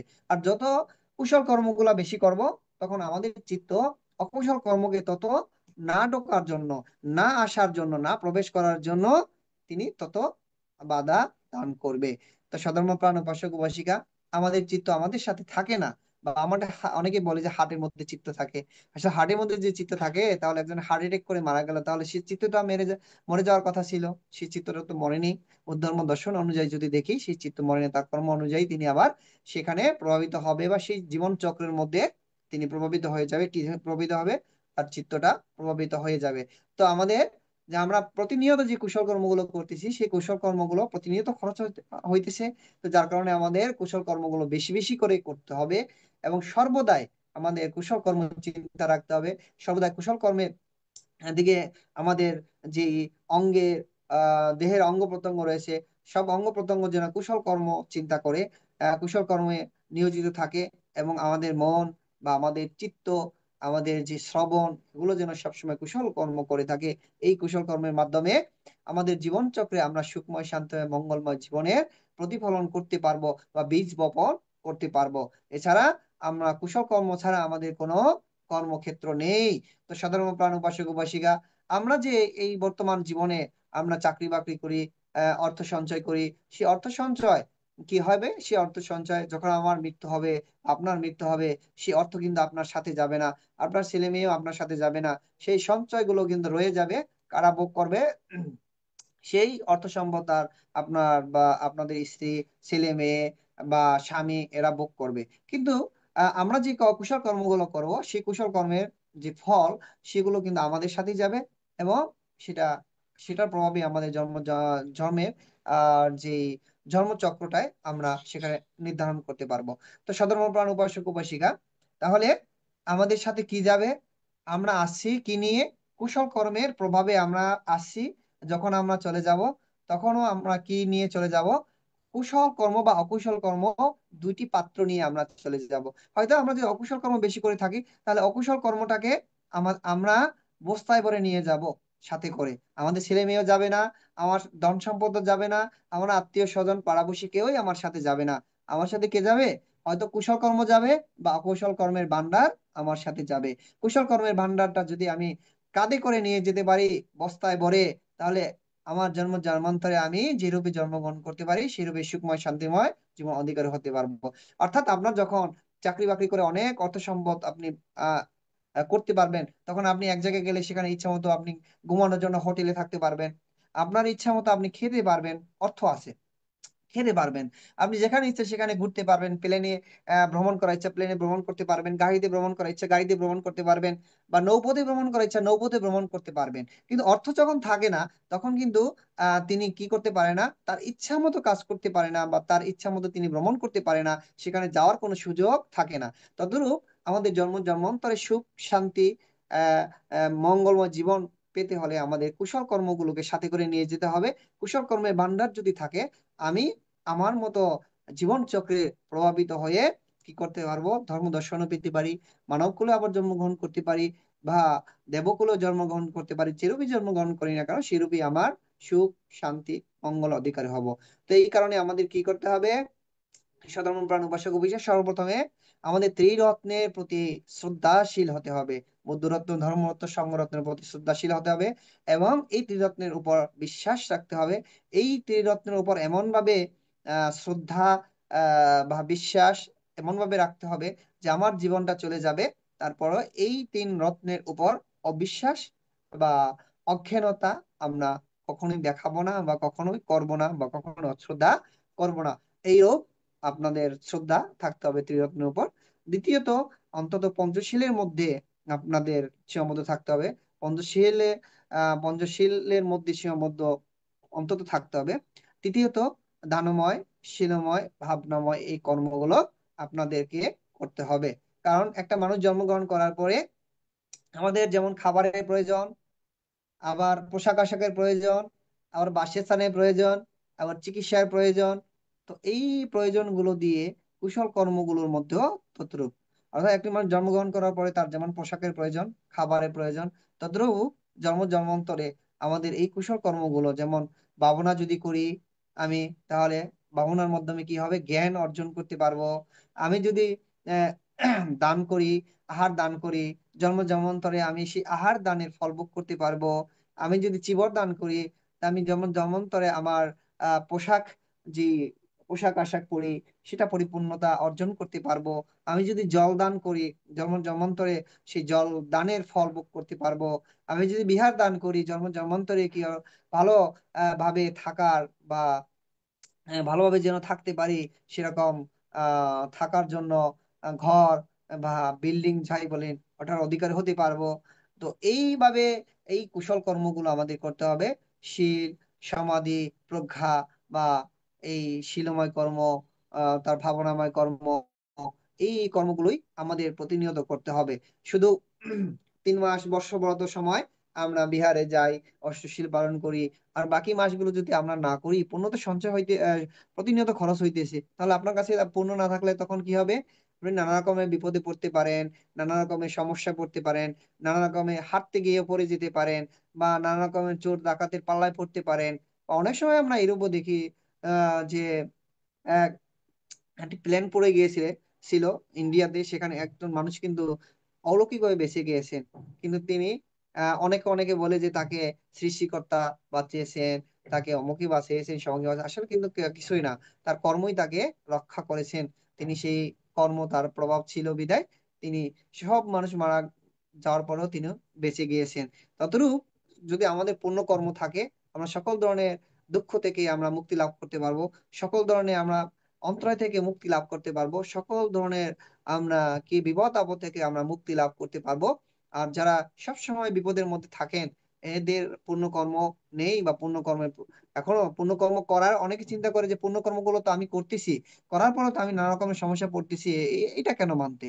তাহলে আমি এটা বলবো যে পূর্বজন্মের যে আপনার যে অকুশল কর্মগুলো রয়েছে, সেগুলার মানে ফল বা সেগুলার যে প্রভাব এখনো শেষ হয়নি। এই এই জীবনে যে কুশল কর্মগুলো করতেছেন, এটার ফল বা এটার প্রভাব এখন আপনার সাথে আসেনি, বা এটার প্রভাব এখন আপনি পাননি, বা এটার ফল আপনি এখনো গ্রহণ করতে পারেননি। তো এটা হতে পারে পূর্বজন্মের অকুশল কর্মের কারণে অনেক সময় আমাদের এই দুঃখগুলো ভোগ করতে হয়, বা এই সমস্যা বা এই আহ সমস্যা সৃষ্টিগুলো হতে পারে। অনেক অনেক সাধারণ প্রাণ উপাসক উপাসিকারা রয়েছে, অনেক শীলবান এবং অনেক তিনি দানবান, ভাবনা করেন, এবং মহাজ্ঞানী, তারপরেও তিনি নানা রকমের সমস্যা তাদের হয়, নানা রকমের সমস্যা হয়ে যে জীবনটা জর্জরিত হয়ে যায়। এটা তার এই জীবনে কোন পূর্ণ কর্মগুলো তাকে মানে ফল দেওয়ার আগে বা তাকে প্রভাবিত করার আগে, ওই আগের জন্মে যেই তার অকুশল কর্মগুলো তাকে সেই ফল ভোগ করাচ্ছে, যার কারণে এগুলো হচ্ছে। তো যত আপনি সমস্যায় পড়বেন বা যত আপনি আহ উম, আহ, যে যে কারণে যে কোনো ধরনের অসুবিধায় পড়বেন বা যত ধরনের অন্তরায় পড়বেন, তত কুশল কর্ম করবেন, তত কুশল চিন্তা করবেন, তত কুশলময় জীবনযাপন করবেন, দেখবেন আপনি সেখান থেকে একদিন সমাধান পাবেন, বা সেখান থেকে আপনি একদিন মুক্তি লাভ করতে পারবেন। তো সধর্ম প্রাণ উপাসক উপাসিকা, আজকে অগোছালো ভাবে আমাদের প্রধান ধর্ম দেশক ভান্তে অনুপস্থিত থাকার কারণে এই কর্ম প্রক্রিয়া সম্পর্কে আজকে আলোচনা করলাম। এর মধ্যে যদি কোনো ভুল ত্রুটি হয়ে থাকে, আমরা যদি ভিক্ষু হই না কেন, আমাদের মধ্যে ভুল হতে পারে, কারণ আমরা তো মহাকারণী তথাগত সম্মুখ বুদ্ধের মতো মহাজ্ঞানী, এবং তিনি বোধিসত্ত্ব লাভ করার পরে ধর্ম দেশনা করেছিলেন, দান করেছিলেন।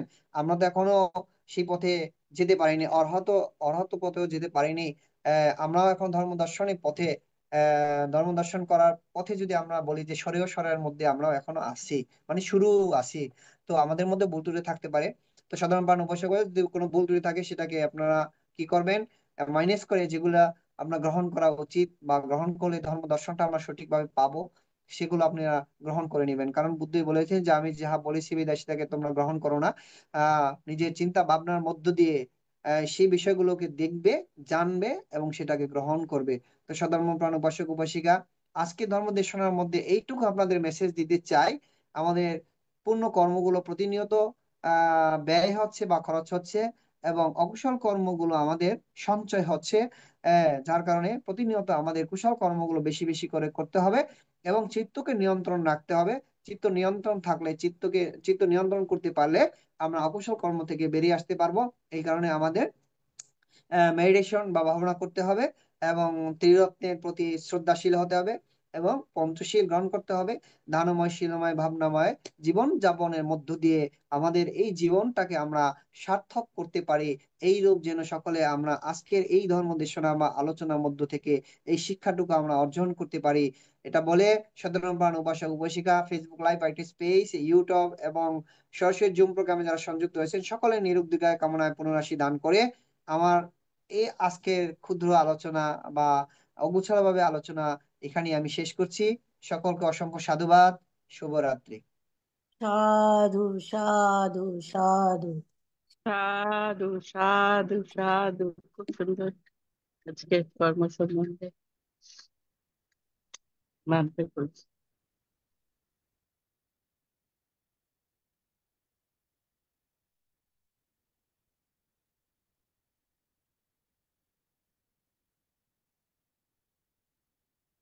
হ্যাঁ, শ্রদ্ধেয় দিদি। হ্যাঁ, স্বপ্না দিদি। হ্যাঁ দিদি, আপনি শুরু করুন দিদি। হ্যালো, হ্যালো, শ্রদ্ধেয় শ্রদ্ধা দিদি।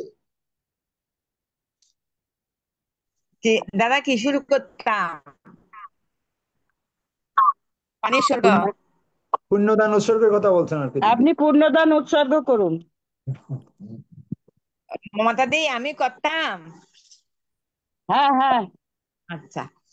সাধু সাধু সাধু ভান্তে সংসারো দুঃখাতু মুসানাত্তায়া নির্বাণাং সাচ্চি কারণাত্তায়া ইমানি কুশল কম্মানি সমুদায়িত্বা ইতাং নো ইয়াতিনাং হতু সুখিতা হন্তু ইনাতায়ো ইয়াতিনাং সুখিতা হন্তু ইনাতায়ো এদাং নো ইয়াতিনাং হতু সুখিতা হন্তু ইনাতায়ো Unname udakang batang ata ninang pavatati eva meva eto dinang te tenang pakapati yatha bari bahapura paripuranti sagarang eva meva eto dinang te tenang pakapati atta batassa ammehi sampadang punya sampadang sabbe deva sabbe naga sabbe yakka sabbe brahma अनुमोदन्तु सब्ब सम्पत्ति सिद्धिया अगजा त्रासा बुम्बट्टा देव नागा मैदिका पुयन्तां अनुमोदित्वा शिरं रक्षन्तु बुद्ध शासनं Chirang rakhantu desanang, chirang rakhantu mang parang. Imena priya kammena mame bala sama gamo. Satang sama gamai hutu yaba nibbanang pachayu. Idang me danang, idang me punyang, idang me silang. Asaba kaya bahang hutu. Nirbanasa pachayu hutu babatu titatu sadhu. সাধু সাধু সাধু সাধু সাধু। সাধু। সকল প্রাণী সুখী হোক, এখন দুঃখ আমরা ভারতের কলকাতা চলে যাচ্ছি। আমাদের শ্রদ্ধেয় মমতা দিদি মহোদয়কে আমি বিনীত অনুরোধ জানাচ্ছি আজকে বাংলাদেশের বিষয়ের উপরে অভিমত প্রকাশ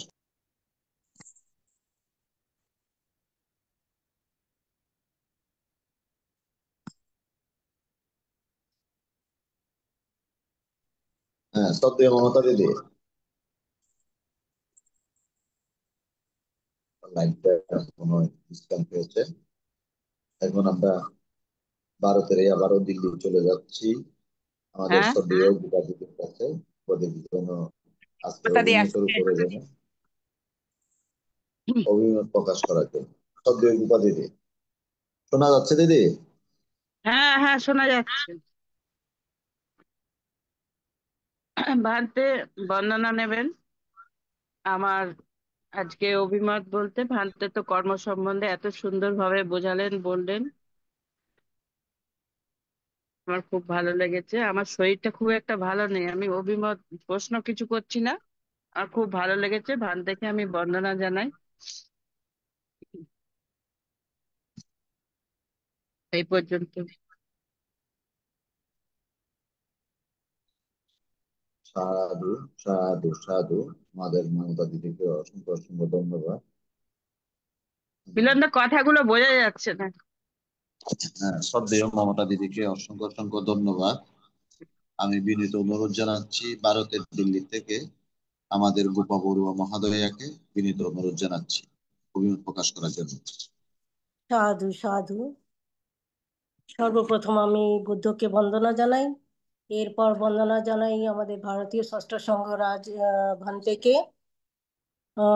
আর আজের ভান্তে, সঞ্চালক ভান্তে, ধর্মদেশ ভান্তে বলুন চাই, তো ওনার কর্মের ফল হিসাবে উনি যেই কথাগুলো বলেছেন, যে জ্ঞানগুলো দিয়েছেন সে সম্বন্ধে বলেছেন যা, উনি খুবই ভালো বলেছেন, এমন কোনো কথা নেই কি উনি কোনো অযথা বলেছেন কিছু।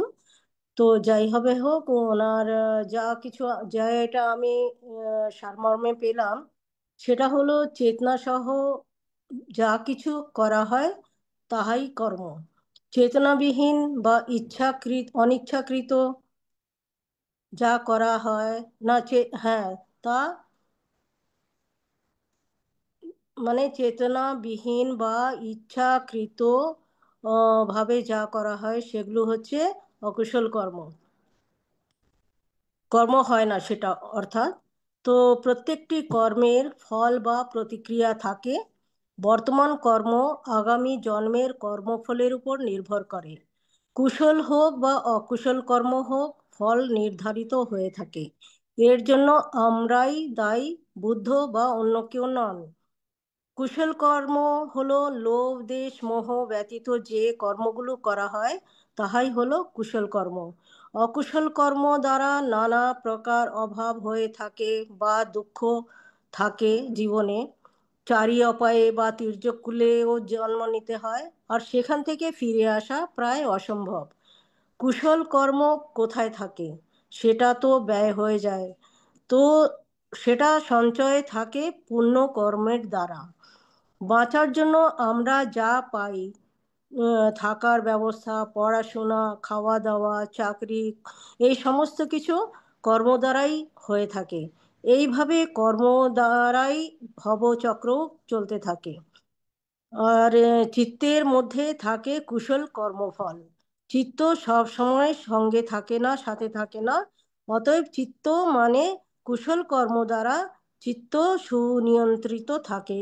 এইভাবেই আমরা কুশল কর্ম করতে পারবো, এবং কুশল কর্ম দ্বারাই আমরা আমাদের ভালো জীবন ব্যতীত করতে পারবো।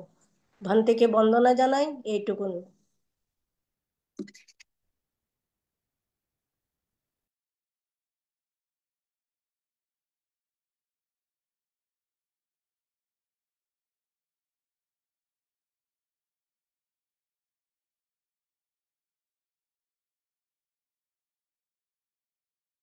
উপস্থাপকের মাইক্রোফোন বন্ধ, এই কারণে সাউন্ড আসতেছে না। সাধু সাধু।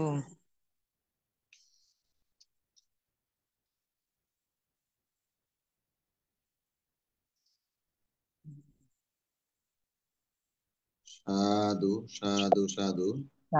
এখন আমি বিনীত অনুরোধ জানাচ্ছি রাঙামাটির থেকে শ্যামল বড়ুয়া মহোদয়কে অভিমত প্রকাশ করার জন্য।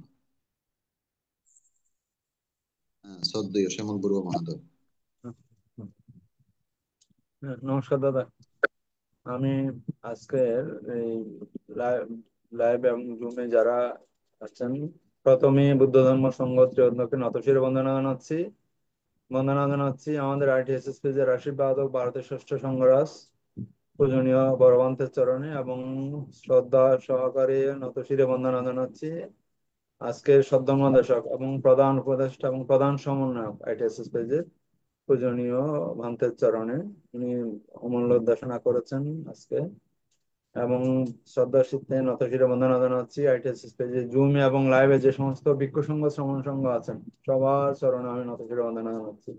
শ্রদ্ধা কৃতজ্ঞতা জানাই ITSS পেজের প্রতিষ্ঠাতা পরিচালক দাদা, যার বদান্যতায় আমরা আজকে অনেক বছর পর্যন্ত 5 বছরের অধিক এই যে ধর্ম শ্রবণের ধর্ম সুধা পানের সুযোগ হচ্ছে সবার, এবং ITSS এর সাথে সম্পৃক্ত শ্রদ্ধেয় মৃদুল কান্তি সিংহ দাদা, শ্রদ্ধেয় আপনার কবির সিংহ দাদা সহ যা সবাইকে, কলা কৌশলে দেশে বিদেশে যারা ITSS পেজকে আপনার এতদিন পর্যন্ত চালিকা শক্তি হিসাবে কাজ করে যাচ্ছেন, সবার প্রতি কৃতজ্ঞতা এবং কৃতজ্ঞতা জানাচ্ছি। আজকে যারা আছেন লাইভে জুমে সকল দাদা দিদিদের শ্রদ্ধা এবং আমি মৈত্রীময় শুভেচ্ছা জানাচ্ছি। পূজনীয় ভান্তে, আজকে আমাদের এই প্রধান ধর্মদেশক ভান্তের অনুপস্থিতিতে আজকে সুন্দর একটা টপিকস নির্বাচন করে এতক্ষণ অমূল্য দেশনা করেছেন কর্মের বিপাকের উপর। কর্মের ক্রিয়া বা বিপাক যা বলি না কেন, পূজনীয় ভান্তে বর্ণনা করেছেন। আসলে আমরা এই কর্মের উপরে দিয়ে বৌদ্ধ ধর্মের আসলে আপনার দর্শনটা প্রতিষ্ঠিত, এটার উপরেই পূজনীয় মন্ত্রমূল্য দেশনা করেছেন আজকে। চেতনা সহকারে আমি যা লিখেছি একটু আমি পয়েন্ট আউট করি। চেতনা সহকারে কোনো কাজ হলো কর্ম, কুশল কর্মে কুশল ফল, আমি সামারাইজ করছি আর কি, অকুশল কর্মে অকুশল ফল নিহিত থাকে। যেমন আমরা কাউকে যদি কল করতে চাই, মোবাইল নম্বরে কল দিতে হয়, বিকাশে টাকা পাঠাতেও সে নির্দিষ্ট আপনার নম্বরের প্রয়োজন হয়। আমাদের আসলে টার্গেট থাকতে হবে পঞ্চশীল। আপনার কুশল কর্মের জন্য এখানে প্রধান আমাদের যেটা বলেছেন, পঞ্চশীলে পালন করতে হবে, ত্রিশরণ আচরণ আপন্ন হতে হবে। চেতনা সজ্ঞানের কাজ হলো কর্ম, অনিচ্ছাকৃতকে কর্ম বলা হয় না বৌদ্ধ ধর্মের দর্শন অনুসারে। চেতনাবিহীন কাজ কর্ম নয়। এগুলি বোঝানোর চেষ্টা করেছেন। কায়িক, বাচনিক ও মানসিক ত্রিধারে কর্ম সম্পাদিত হয়। কর্ম মানুষকে পুনর্জন্মের চক্রে ধাবিত করে। অন্য ধর্মে সৃষ্টিকর্তা সুখ দুঃখের আপনার দেয়, এই ধরনের বিশ্বাস করা হয়। সৃষ্টিকর্তা রক্ষা করে, সৃষ্টিকর্তা সুখ দেয়, সৃষ্টিকর্তা দুঃখ দেয়। আসলে বৌদ্ধ ধর্মের আপনার এই দর্শন অনুযায়ী কেউ কাউকে সুখও দিতে পারে না, দুঃখও দিতে পারে না। আমার নিজের আমার কর্ম আমাকে সুখ দুঃখে আমাকে আপনার ভবনও দিতে পারে, সবসময় আমরা সাঁতরাচ্ছি। বৌদ্ধ দর্শনে আপনার এটাই মেন কথা। আমাদের কাজে কর্মে আমাদেরকে কুশলে কুশল ধাবিত করে। কুশল কর্ম হ্যাঁ, লোভ দেশ মোহমুক্ত কাজ হচ্ছে কুশল কর্ম। লোভ লোভ দেশ মোহমুক্ত কর্ম হচ্ছে কুশল কর্ম। আর লোভ দেশ মোহ যুক্ত কর্ম হচ্ছে অকুশল কর্ম। অকুশল কর্মের ফলে অপায় গমন ফলে আমরা যেমন তির্যক প্রেত অসুর নরয় চারি অপায়ে গমন হতে পারে অকুশল কর্মের ফলে। যদি অকুশল কর্মের ফলে অপায় গমন হয়, সেখান থেকে মুক্তি পাওয়া খুবই দুরূহ। তিনি বলেছেন আমাদের সর্বদা লোভ দেশ মোহমুক্ত রাখা উচিত, সবসময় আমাদের আপনার অপ্রমত্ত ভাবে বিচরণ করা উচিত। তিনি আমাদের এটা বলেছেন। কুশল কর্ম নির্বাণ পর্যন্ত নিয়ে যেতে পারে। পুণ্যকর্ম কোথায় থাকে, আমাদের কিভাবে আজকে পূজনীয় আমাদের দেশনায় এই বৌদ্ধ ধর্মের একটা আসলে জটিল একটা তত্ত্ব, অত্যন্ত সহজভাবে বললো খুবই জটিল তত্ত্ব আমার কাছে এটা মনে হয়েছে। আমরা এই পূজনীয় মধ্যে এটা আলোকপাত করেছেন। আমাদের অনেকের মধ্যে ভ্রান্ত বিশ্বাস থাকে, অর্থাৎ এই যে এটা সবার মধ্যে ম্যাক্সিমাম মানুষের মধ্যে থাকে, মানুষ মরে গেলে তাইলে আপনার আমার চিত্ত তো মরে যাচ্ছে এই ধরনের মনে করি আমরা। আর আসলে আমাদের কর্মগুলি কিন্তু মরে যায় না। আমাদের পূজনে আমাদের দেশনায় আমরা যেটা বুঝেছি, আমাদের এই নাম রূপ যেটা আমাদের নাম আর রূপ, নাম রূপ হচ্ছে আমাদের দেহটা, এই চার আপনার যে আলো বায়ু মাটি পানি চার গতে রূপ, আর নামটা হচ্ছে বেদনা সংজ্ঞা সংস্কার বিজ্ঞান, এই চারটা। অর্থাৎ আমি যতটুকু বুঝেছি আমাদের মৃত্যুর পর আমাদের রূপটা কিন্তু আপনার বিলীন হয়ে যাচ্ছে, কিন্তু নামটা কিন্তু বিলীন হচ্ছে না। নাম এটা এই রূপের সাথে যায় না। আমাদের রূপটা কিন্তু আমাদের পুরানো ফেলা হয় বা আপনার মাটির নিচে আপনার ইয়া করা হয়, কবরস্থ করা হয়, কিন্তু আপনার চিত্তের কখনো ধ্বংস সাধিত হয় না। পূজনীয় আমাদের বিভিন্ন আপনার দৃষ্টান্তগুলি তুলে ধরেছেন। যেমন আমরা যখন ঘুমাই আপনার স্বপ্ন দেখি, হার্ট অ্যাটাক করে, বিভিন্ন দৃষ্টান্তগুলি পূজনীয় মন্ত্রে চমৎকার ভাবে বোঝানোর চেষ্টা করেছেন আমি যতটুকু বুঝেছি। প্রতিনিয়ত সেজন্য আমাদের কুশল কর্মগুলি করে যেতে হবে।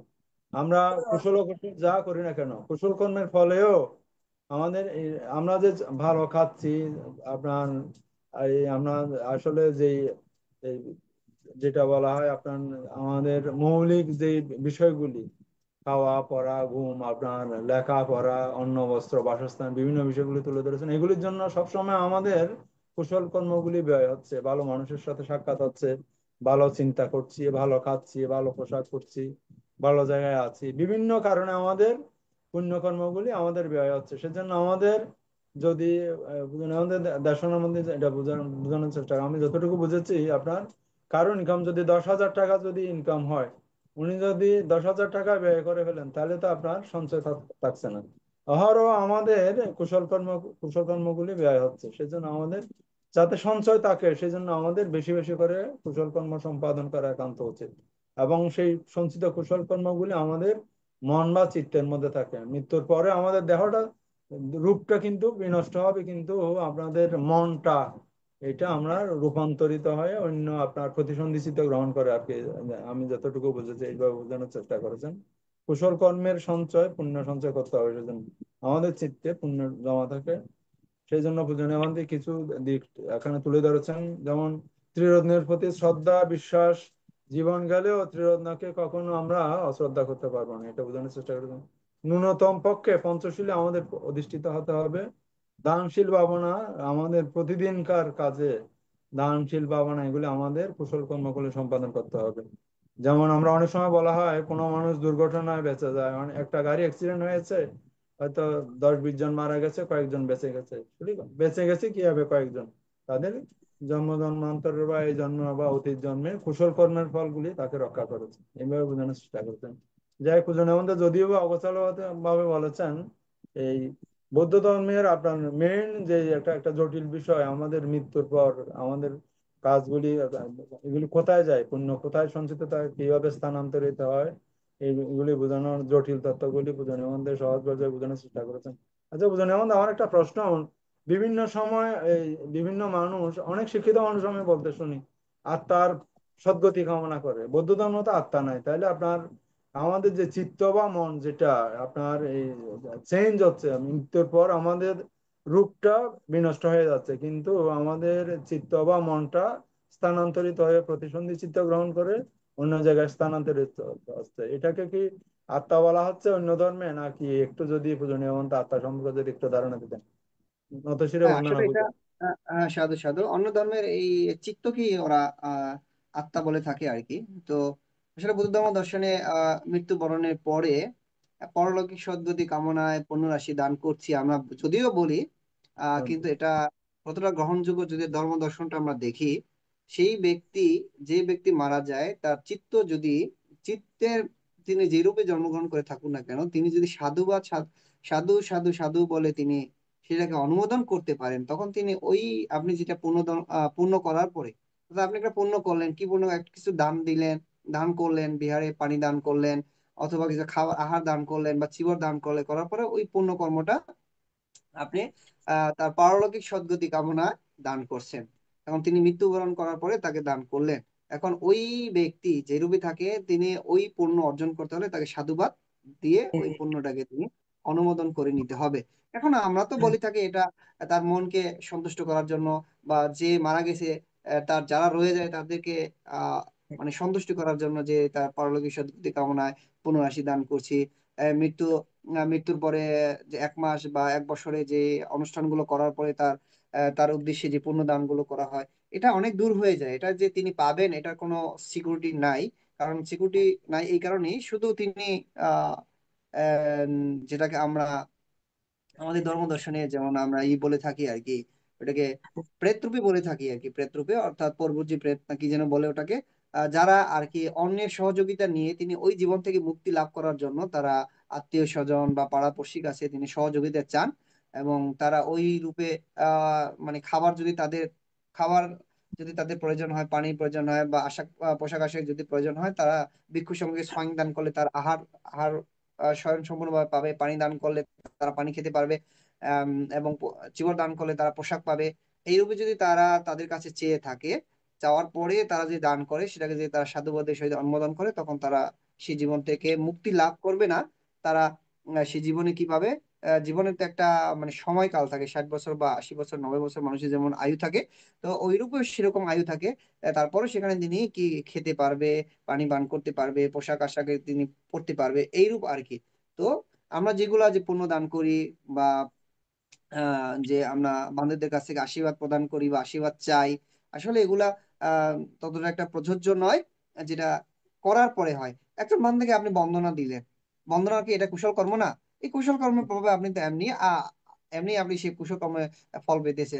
বিহারে এসে আপনি বুদ্ধকে বন্দনা করলেন, আপনি কুশল কর্ম করলেন, সেটার ফল তো আপনি অবশ্যই পাবেন। কারণ ভান্তেকে যে বান্দে আশীর্বাদ করার পর ভান্তে যে বললো তুমি সুখী হও, মঙ্গল হও, এভাবে বলার পর যে আপনি সেটা ফল পাবেন, এটা কিন্তু না। আসলে একদম মানতে আপনার আমার কাছে চাইলেন, আমি কি করলাম আপনার মন সন্তুষ্ট করার জন্য, আমি বললাম যে বসব, সুখী হোক, মঙ্গল হোক, আবার দীর্ঘায়ু হোক। আসলে এটার দ্বারা কোনো কিছু না, আপনি কি করলেন সেই কর্মের প্রভাবে আপনি সেই ফলটা ভোগ করতে পারবেন।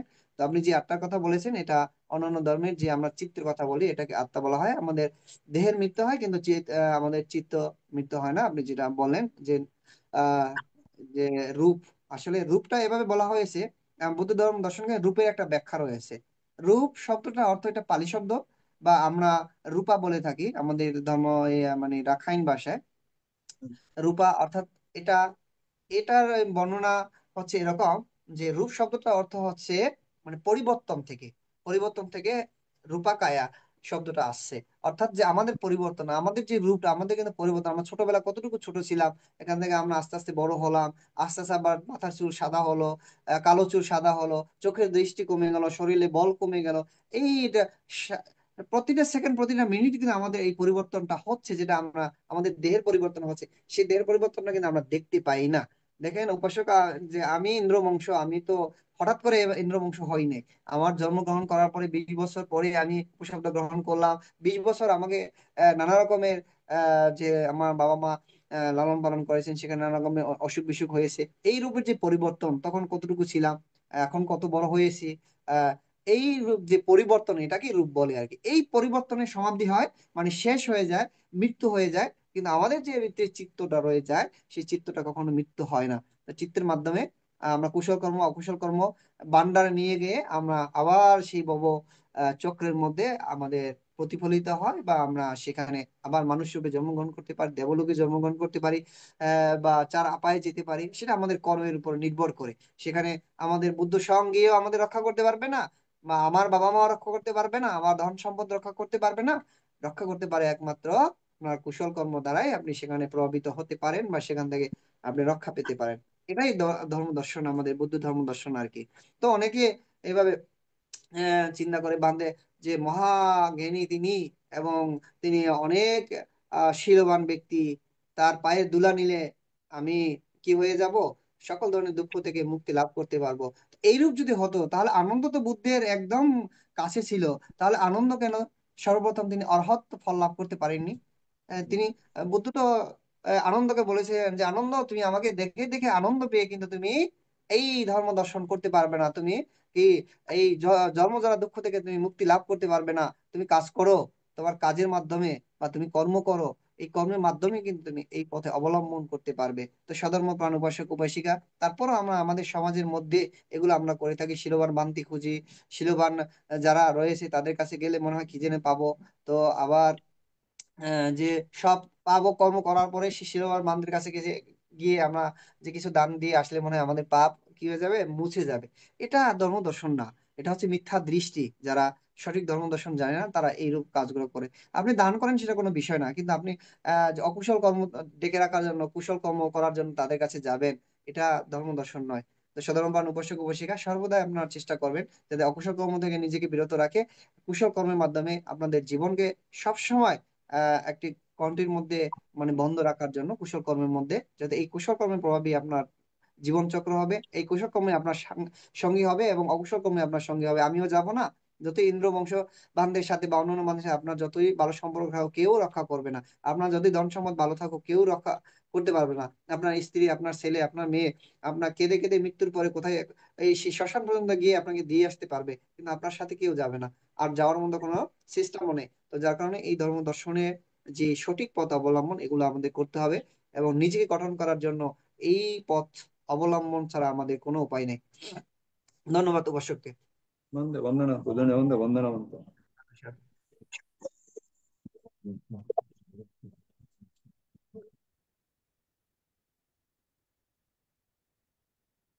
সাধু সাধু সাধু। আমাদের শ্যামল বড়ুয়া মহোদয়কে অনেক অনেক ধন্যবাদ ও কৃতজ্ঞতা জানাচ্ছি। এখন আমাদের কুমিল্লার থেকে অভিমত প্রকাশ করবেন আইটিএস এর প্রাক্তন পণ্ডিত নিপেন বড়ুয়া মহোদয়কে আমি বিনীত অনুরোধ জানাচ্ছি অভিমত প্রকাশ করার জন্য।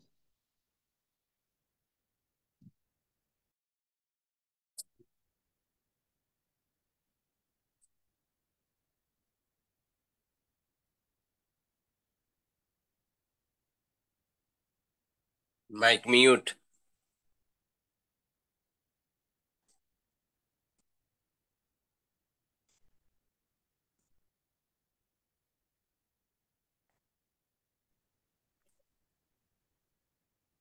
আমি প্রথমে বন্দনা জানাই ত্রিলোক পূজ্য তথাগত সম্যক সম্বুদ্ধকে বন্দনা জানাই, ভারতীয় ষষ্ঠ সংঘরাজ আমাদের ITSS এর আশীর্বাদক বান্তেকে বন্দনা জানাই, আমাদের সমন্বয়ক, আমাদের প্রধান পৃষ্ঠপোষক আমাদের ইন্দ্র বংশবান থেকে বান্তে আজকে অত্যন্ত সুন্দরভাবে দেশনা দিয়েছেন।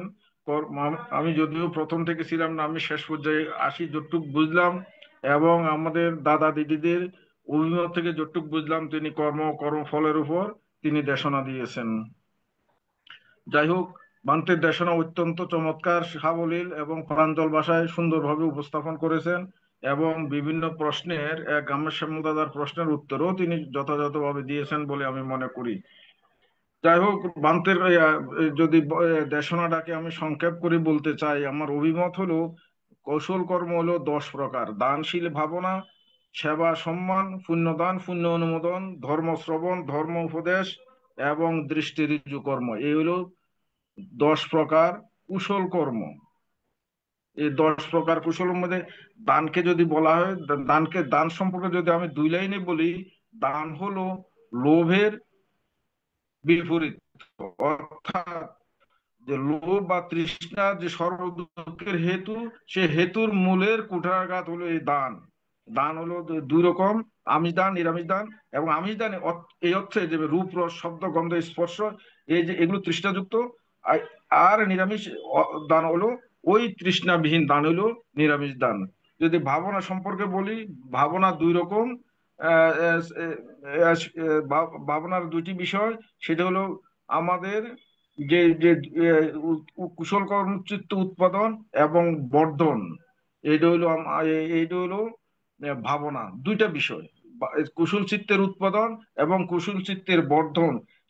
সেটাকে আমি যদি বলি, যদি আমাদের যদি সেদিকে নিয়ে যায় অ্যাডজাস্টিং মার্কের দিকে, সেগুলো সম্যক প্রচেষ্টার দিকে চলে যেতে হয়। যাই হোক, এই চিত্তকে আমরা যদি সমাহিত করার জন্য এবং শক্তিশালী করার নাম হলো সমত ভাবনা। আর পঞ্চস্কন্ধ যে অনিত্য দুঃখ অনাত্মা, সেটার উৎপাদন হলো বিদর্শন ভাবনা। যাই হোক, আমি আরেকটা যদি ছোট করি, একটা বান্তের দেশনাটাকে ছোট করে আরেকটু ছোট করে যদি বলি, ধরুন আমাদের যদি তির্যক জুড়িতে অনেক প্রকার প্রাণী আছে, যেমন কুকুর। আমাদের যে বিহারে যে সমস্ত কুকুর থাকে, তাদের দানব গুণ বেশি ছিল, এই জন্য তারা তির্যকুলে আসছে, কিন্তু তাদের শীলগুণ ছিল না, ভাবনা গুণও ছিল না বলে তারা তির্যকুলে জন্ম হয়েছে। এখানে তাদের দানব গুণ থাকাতে তারা এখানে অন্তত বিভিন্ন রকমের খাবার বা থাকার সুবিধা পাচ্ছে। এমনি ভাবে যদি এই কুকুরটাই যদি আমাদের যে প্রতিরক্ষা বাহিনী হাতে পড়ে, তারা অনেক রকম, সেই কুকুরগুলো অনেক রকম সুযোগ সুবিধা ভোগ করে, অর্থাৎ তাদের দানগুণও কিছু ছিল, শীলগুণও কিছু ছিল বলে তারা বেশি সুযোগ সুবিধা ভোগ করে। যাই হোক, ভান্তে আরেকটা কথা বলেছেন যে এই যে আমরা যে কুশল কর্ম করি, যে পুণ্য কর্ম সম্পাদন করি, সেটা পরবর্তী জীবনে সেটা প্রতিচ্ছবি আকারে দেখা দেয়। যেমন আমি আজকে নিপেন হয়েছি, পূর্বজন্মের কর্মগুণে আমি আজকে নিপেন। এই পুণ্যকর্ম যদি আমি এখানে স্টপ করে দেই, আমার পরবর্তী জীবন আরো হয়তো নিচু কুলের দিকে চলে যাবে। এই জন্য বলছে ধর্মপদ বলছে, পুয়ঞ্চ পুরিষা করিয়া থেন পুনঃ তম্মি সন্দং করিয়াথ সুখু পুয়সু উচ্চ। অর্থাৎ আপনি যত পুণ্য কর্ম করবেন, তত আপনি পুনঃ সুখ লাভ করবেন। পুণ্য কর্ম একবার করে যদি স্টপ করে দেন, তাহলে আপনি কিন্তু যখন পুণ্য কর্মটার ফল ভোগ শেষ হয়ে যায়, তো তখন আপনাকে আবার অধোগতির দিকে চলে যেতে হবে। এই জন্যেই আমাদের পুণ্য কর্মগুলোকে অন্তত বানতে আরেকটা উদাহরণ দিয়েছেন যে তার ওই যে চিকিৎসার ব্যাপারে 20,000 ইনকাম করলে 10,000 খরচ করলে তার 10,000 মজুর থাকে। এই জন্য পুণ্যকর্ম যদি সঞ্চয় করতে হয়, আমাদের সুখ ভোগ করতে হয়। বিশেষ করে যদি আমরা লোকোত্তরের দিকে নাও যাই, যদি পুণ্যের ফল ভোগ করতে চাই, আমাদের পুণ্যকর্ম ভোগের চেয়ে বেশি পুণ্যকর্ম করতে হবে। তাহলে আমাদের ব্যালেন্সটার পাল্লাটা পুণ্যকর্ম সঞ্চয়ের দিকে, পুণ্যকর্ম সংরক্ষণের দিকে বেশি হয়ে যাবে। এই সংরক্ষণ আমরা এই অতিরিক্ত যে সংরক্ষণ করলাম, এই ফলটাই আমরা জনম জনম ভোগ করতে যাব, আমরা আর নিচে কুলের দিকে যাব না আশা করি। যাই হোক, বান্তের আরেকটা যেটা ওই যে যে পুণ্য অনুমোদন বা পুণ্য কর্মটা যদি সম্পর্কে আমি একটু বলি। দেখেন, আমরা যদি কোনো ব্যক্তি যদি কোনো কারণে অপায়েতে যায়, যেমন কেউ যদি আমরা যে বিভিন্ন শ্রাদ্ধ করি, সঙ্গদান করি, আমরা পুণ্য অনুমোদন করি, আহ, সেই পুণ্যগুলো পাবে কিনা, সেটা হলো যদি সেই প্রেতকুলে, আমি আবার বলি যদি প্রেতকুলে যায় এবং প্রেতকুলের যে ছয়টার প্রেত তার মধ্যে একটা যে প্রেতগুলো যায় পরদত্ত জীবী প্রেত, তখন তারাই এই পুণ্যটা পাবে। মনে রাখতে হবে যে প্রেত ছয় প্রকার প্রেতকুল আছে। প্রথম হলো বন্তশিক, ক্ষুৎপিপাসিক, কালকঞ্জিক, নির্ঝাম তৃষ্ণিক, পংশুপিচাস এবং ফরদত্তজীবী। এই একমাত্র ফরদত্তজীবী প্রেতকুলে যদি যায়, আমি যার উদ্দেশ্যে দান করছি তখন সেটা পাবে। অন্য প্রেতকুলে বা তীর্যকুলে, অসুরকুলে, নরককুলে গেলে তারা কিন্তু পাবে না। এই জন্য কিন্তু পাবে না যে আমি যে যে পুণ্য কর্মটা করলাম বা পুণ্য দান করলাম, অনুমোদন করলাম, সেটা সেটা তারা না পাইলেও সেটা আমাদের দিকে ফিরে আসবে, আমাদের ব্যাক টু ফ্যামিলিয়ান, অর্থাৎ যে যে পুণ্য পুণ্য দান করলো তার দিকে ফিরে আসবে। যাই হোক, আমার কথা ঠিক হয়েছে কিনা আমি জানি না, আমি যতটুকু বুঝলাম, যতটুকু জানি ততটুকু প্রকাশ করলাম। বান্তের কে বন্দনা। আমার যদি ভুল হয়ে থাকে বান্তে সেটা সংশোধন করে দিবেন আশা করি। বান্তের দীর্ঘায়ু কামনা করি। আমার অভিমত ব্যক্ত করলাম। জগতের সকল প্রাণী সুখী হোক। সাধু সাধু সাধু। সাধু সাধু সাধু। এখন অভিমত প্রকাশ করবেন ঢাকা থেকে আমাদের অমল বড়ুয়া মহোদয়। বিনীত অনুরোধ জানাচ্ছি কর্মফলের উপরে অভিমত প্রকাশ করার জন্য। নমস্কার দাদা।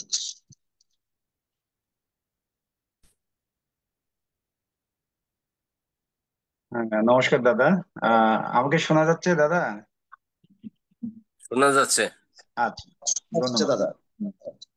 নমস্কার। আমি প্রথমে সধর্ম চিত্তে তথাগত সম্যক সমুদ্রের পাদমূলে নতশিরে বন্দনা জানাই। আমি নতশিরে বন্দনা জানাই আমাদের আইটিএস গ্রুপের শ্রদ্ধেয় আশীর্বাদক বান্তে দিকপাল মহাদেব বান্তের চরণে আমি শ্রদ্ধা চিত্তে বন্দনা জানাই আমাদের আজকে সদ্ধর্মদেশক আইটিএস গ্রুপের প্রধান সমন্বয়কারী ইন্দ্রবংশস্থির বান্তের চরণে আমি শ্রদ্ধা চিত্তে বন্দনা নিবেদন করি।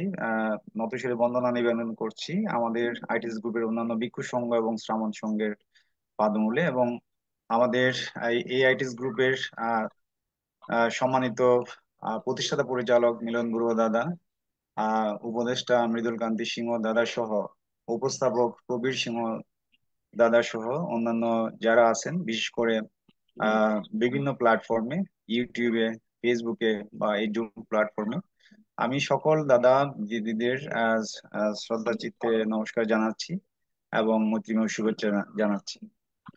আসলে আমাদের নির্ধারিত আজকের জুম প্ল্যাটফর্মে শ্রদ্ধেয় বান্তে উপস্থিত না থাকলেও তাৎক্ষণিকভাবে আমাদের আইটিএস গ্রুপের প্রধান সমন্বয়কারী শ্রদ্ধেয় বান্তে যে সদ্যনির্দেশনা করেছেন কর্মের বিভাগ বা কর্মফল সম্পর্কে, আমি বলবো খুবই চমৎকার এবং গোছালো ভাবে বান্তে অত্যন্ত সুন্দরভাবে আমাদের সামনে উপস্থাপন করেছেন। তো এ বিষয়ে শ্রদ্ধেয় দাদা দিদি, বিশেষ করে নৃপেন দাদা, আমার অগ্রজ শ্যামল বড়ুয়া দাদা সহ দিদিরা চমৎকার ভাবে বান্তে যে বিষয়গুলো উপস্থাপন করেছেন সুন্দরভাবে উপস্থাপন করেছেন। আমি শুধু একটু অ্যাড করতে চাই, বিশেষ করে কর্মফল সম্পর্কে, বিশেষ করে আমাদের ধর্মপদের প্রথম দুইটি শ্লোকের গুরুত্বপূর্ণ কথা বলা হয়েছে। সেই দুইটি শ্লোকের আমি দুইটা বঙ্গানুবাদ করব। প্রথম শ্লোক অর্থাৎ অশুভ কর্মফল সমস্ত মানসিক অবস্থা বা ধর্মসমূহ মন দ্বারা পরিচালিত, মনই তাদের প্রধান এবং তারা মন থেকে উৎপন্ন। যদি কেউ দূষিত বা অপবিত্র মন নিয়ে কথা বলে বা কাজ করে তবে দুঃখ তাকে অনুসরণ করে, যেমন গাড়ি বা চাকা বলদ বা গরুর পা অনুসরণ করে। আর দ্বিতীয় শ্লোকে, ধর্মপদের দ্বিতীয় শ্লোকে শুভ কর্মফল সম্পর্কে বলা হয়েছে। আহ এটার বঙ্গানুবাদ হচ্ছে সমস্ত মানসিক অবস্থা বা ধর্মসমূহ মন দ্বারা পরিচালিত, মনই তাদের প্রধান এবং তারা মন থেকে উৎপন্ন। যদি কেউ পবিত্র বা শুদ্ধ মন নিয়ে কথা বলে বা কাজ করে, তবে সুখ তাকে অনুসরণ করে, যেমন তার অবিচ্ছিন্ন ছায়া। এই বিষয়গুলো বলা হয়েছে। আর বিশেষ করে আহ অঙ্গুত্তর নিকায়ে আহ বলা হয়েছে, অঙ্গুত্তর নিকায় নামক গ্রন্থে অর্থাৎ তথাগত সম্মুখ সমুদ্র বলেছেন, চেতনাহং বিক্ষোভে কম্মং বদামি, চেতয়িতা কম্মং করতি কায়ানো বাচায় মনসাপি। অর্থাৎ হে ভিক্ষুগণ, চেতনাকেই অর্থাৎ ইচ্ছেকে আমি কর্ম বলি, কারণ চেতনার দ্বারা ব্যক্তি কায় বাক্য ও মনের দ্বারা কর্ম সম্পাদন করে। সুতরাং ইচ্ছাকৃতভাবে দেহ, বাক্য এবং মন দ্বারা সম্পাদিত ভালো মন্দ কাজই হলো কর্ম। কর্মের মনের চেতনাহীন ক্রিয়াকে কর্ম বলা হয় না। সেটা আমাদের আজকে সদ্ধর্ম দেশক বান্তে অত্যন্ত চমৎকার ভাবে আমাদের সামনে গোছালো ভাবে উপস্থাপন করেছেন। আর বিশেষ করে ত্রিপিটকের মধ্যে শুদ্ধ পিটকে বিশেষ করে আহ আহ বিশেষ করে বলা হচ্ছে ত্রিপিটকের সূত্র পিটকের চতুরার্য সত্য, প্রতীত্য, সমুৎপাদ এবং কর্মবাদ সহ বৌদ্ধ দর্শনের মূল তত্ত্বের বিশদ আলোচনা করা হয়েছে। চুল্লকর্ম বিভঙ্গ সূত্রে মানুষের আয়ু, বর্ণ, ভোগ, ঐশ্বর্য এবং জ্ঞান গরিমার পার্থক্যের কারণ হিসেবে কর্মের প্রভাব ব্যাখ্যা করা হয়েছে। আর অভিধম্ম পিটকে এটি মানে বিশেষ করে বৌদ্ধ ধর্মের গভীর দার্শনিক জ্ঞান এবং মনস্তাত্ত্বিক আলোচনা ধারণ করে। এখানে কর্মফল এবং পুনর্জন্মের তত্ত্বের ব্যাখ্যা পাওয়া যায়, যেখানে আমাদের মন, বুদ্ধি, বিবেক এবং বিচারবোধ কোন পরিস্থিতিতে কিরকম আচরণ করে তার উল্লেখ আছে। আসলে বৌদ্ধ ধর্মে কর্মের শিক্ষার জোর দেওয়া হয়, অর্থাৎ সকল প্রকার পাপ বান্তে যেটা খুব সুন্দরভাবে দেশনা করেছেন, অকুশল কর্ম বর্জন করে ধর্মময় জীবনযাপন করা এবং কুশল কর্মের মাধ্যমে দুঃখহীন, বিশেষ করে নির্বাণ নির্বাণ প্রাপ্তি হওয়া, এটাই আমাদের বৌদ্ধ ধর্মের মূল লক্ষ্য। তো আমি আমি শ্রদ্ধেয় পূজনীয় ভান্তের কাছে একটা বিষয় জাস্ট জানার জন্য ভান্তে, এটা হচ্ছে সব কর্মের ফল কি সমানভাবে পরিণতি লাভ করতে পারে? অর্থাৎ আমরা যে ক্ষুদ্র ক্ষুদ্র কর্ম করি সেগুলি কি বড় ফল দিতে পারে, নাকি আসলে এটা কোনো ব্যবধান বা পার্থক্য আছে বানতে, পূজনীয় বানতে, বন্দনা বানতে? সাধু সাধু সাধু। সুন্দরভাবে উপস্থাপন করেছেন আপনি। আসলে পূর্ণ কর্ম ক্ষুদ্র বা বড় এরকম বৌদ্ধ ধর্ম দর্শনে আমরা পাইনি, কোথাও আছে কিনা এটা সঠিক বলতে পারি না। আহ সেই ক্ষুদ্র কর্মের মাধ্যমেও আপনি বড় ধরনের ফল পেতে পারেন, আবার ক্ষুদ্র কর্মের, অকুশল কর্মের কারণেও আপনার বড় ধরনের মানে সমস্যা পড়তে পারেন। এই বিষয়গুলো আমরা দেখতে পেয়েছি। এভাবে বলা হয়েছে যে যেমন বোধি বৃক্ষের যে বীজ রয়েছে, ছোট একটা বীজ, এই বীজ পরিমাণ নাকি যে পূর্ণ করলেও আহ সেই বোধি বৃক্ষের মতো বিশাল পূর্ণ মানে ফল পাওয়া যায়। আবার সেই বোধি বৃক্ষের মতো বিশাল যে কুশল কর্ম করার পরে তার মন অথবা তার চিত্ত যদি পরিশুদ্ধ না হয়, তাহলে নাকি ওই বোধিবৃক্ষের যে ফলের যে ছোট একটা বীজের সমতুল্য তিনি কুশল কর্ম মানে পান না। অর্থাৎ তিনি কুশল কর্ম উদ্দেশ্য করেছিলেন, কিন্তু তার মন চিত্ত যদি পরিশুদ্ধ না হয়, তাহলে সেই ফলের মতো নাকি তিনি সেই মানে কুশল কর্মে প্রভাব বা ফল পাওয়া যায় না। তো সেখান থেকে আমরা এইটুকু বুঝতে পারি যে কুশল কর্মের যে ছোট বড় বা ক্ষুদ্র এরকম কোনো নির্দিষ্ট পার্থক্য নেই। তবে এটা পার্থক্য রয়েছে, যেমন দানের মধ্যে যে উত্তম দান যেটাকে বলা হয়েছে, যেমন কঠিন জীবন দান করা, আবার বিহার বিহার দানের মধ্যে যেটা সীমাঘর যেটাকে আমরা সিং বলে থাকি, সেটা দান করা, এরকম মানে পার্থক্য দেয়া হয়ে থাকে। কিন্তু পূর্ণ ক্ষেত্রে মধ্যে ওগুলো দেয়া নাই, দানের ক্ষেত্রে এগুলো রয়েছে,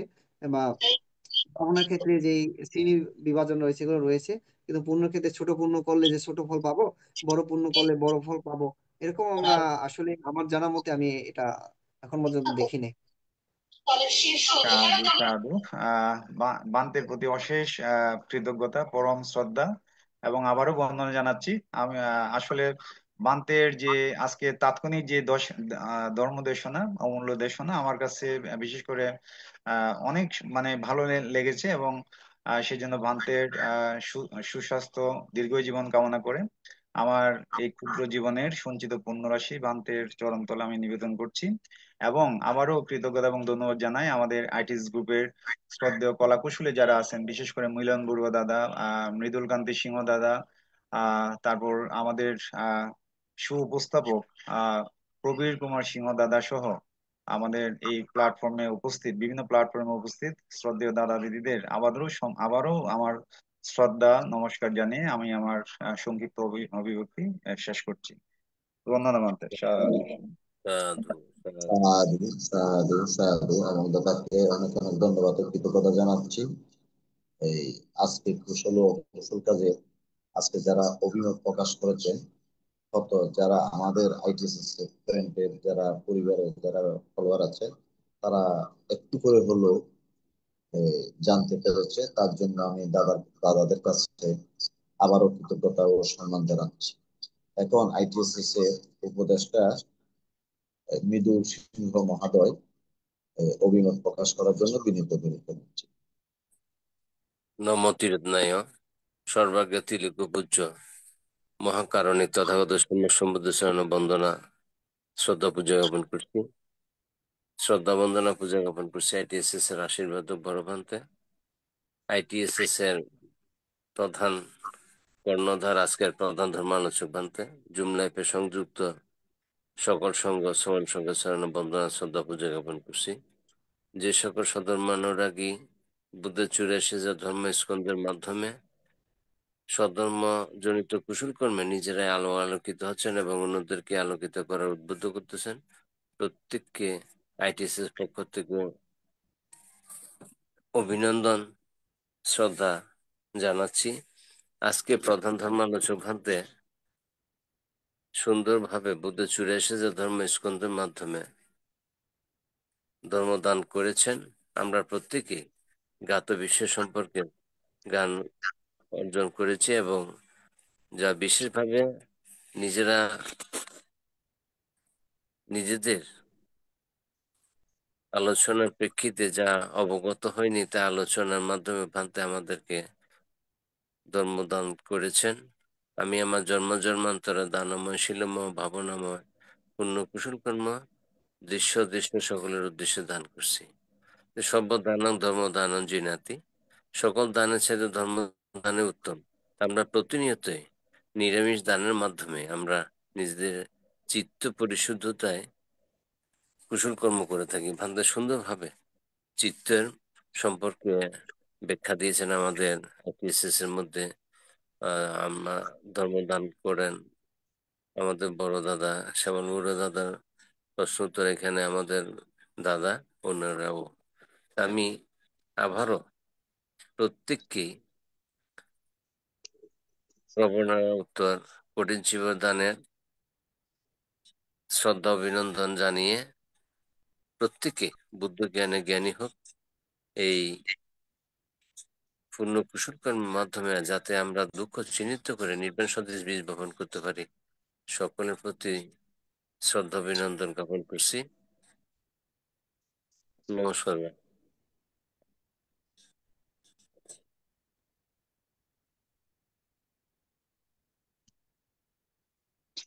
সাধু সাধু সাধু। আমাদের শ্রদ্ধেয় মৃদুল সিংহ মহোদয়কে আমি কৃতজ্ঞতা ও সম্মান জানাচ্ছি। আপনারা জানেন ইন্টারন্যাশনাল ডিজিটাল সদ্ধর্ম স্টাডি 9 মে 2021 সাল থেকে আজকে পর্যন্ত চলমান আছে। আমরা গত 3 নভেম্বর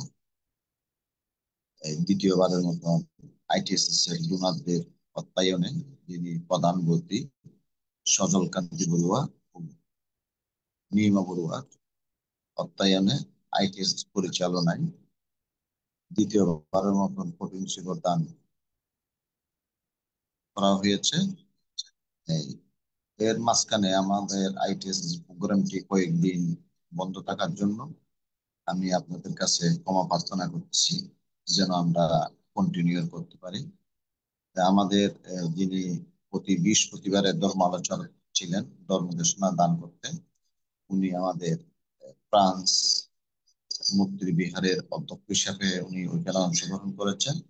তো ওনার সাথে আমাদের সাথে কথা হয়েছেন যে কিছুদিনের মধ্যেই উনি আমাদের এখানে আবারও ধর্ম ঘোষণা করবেন।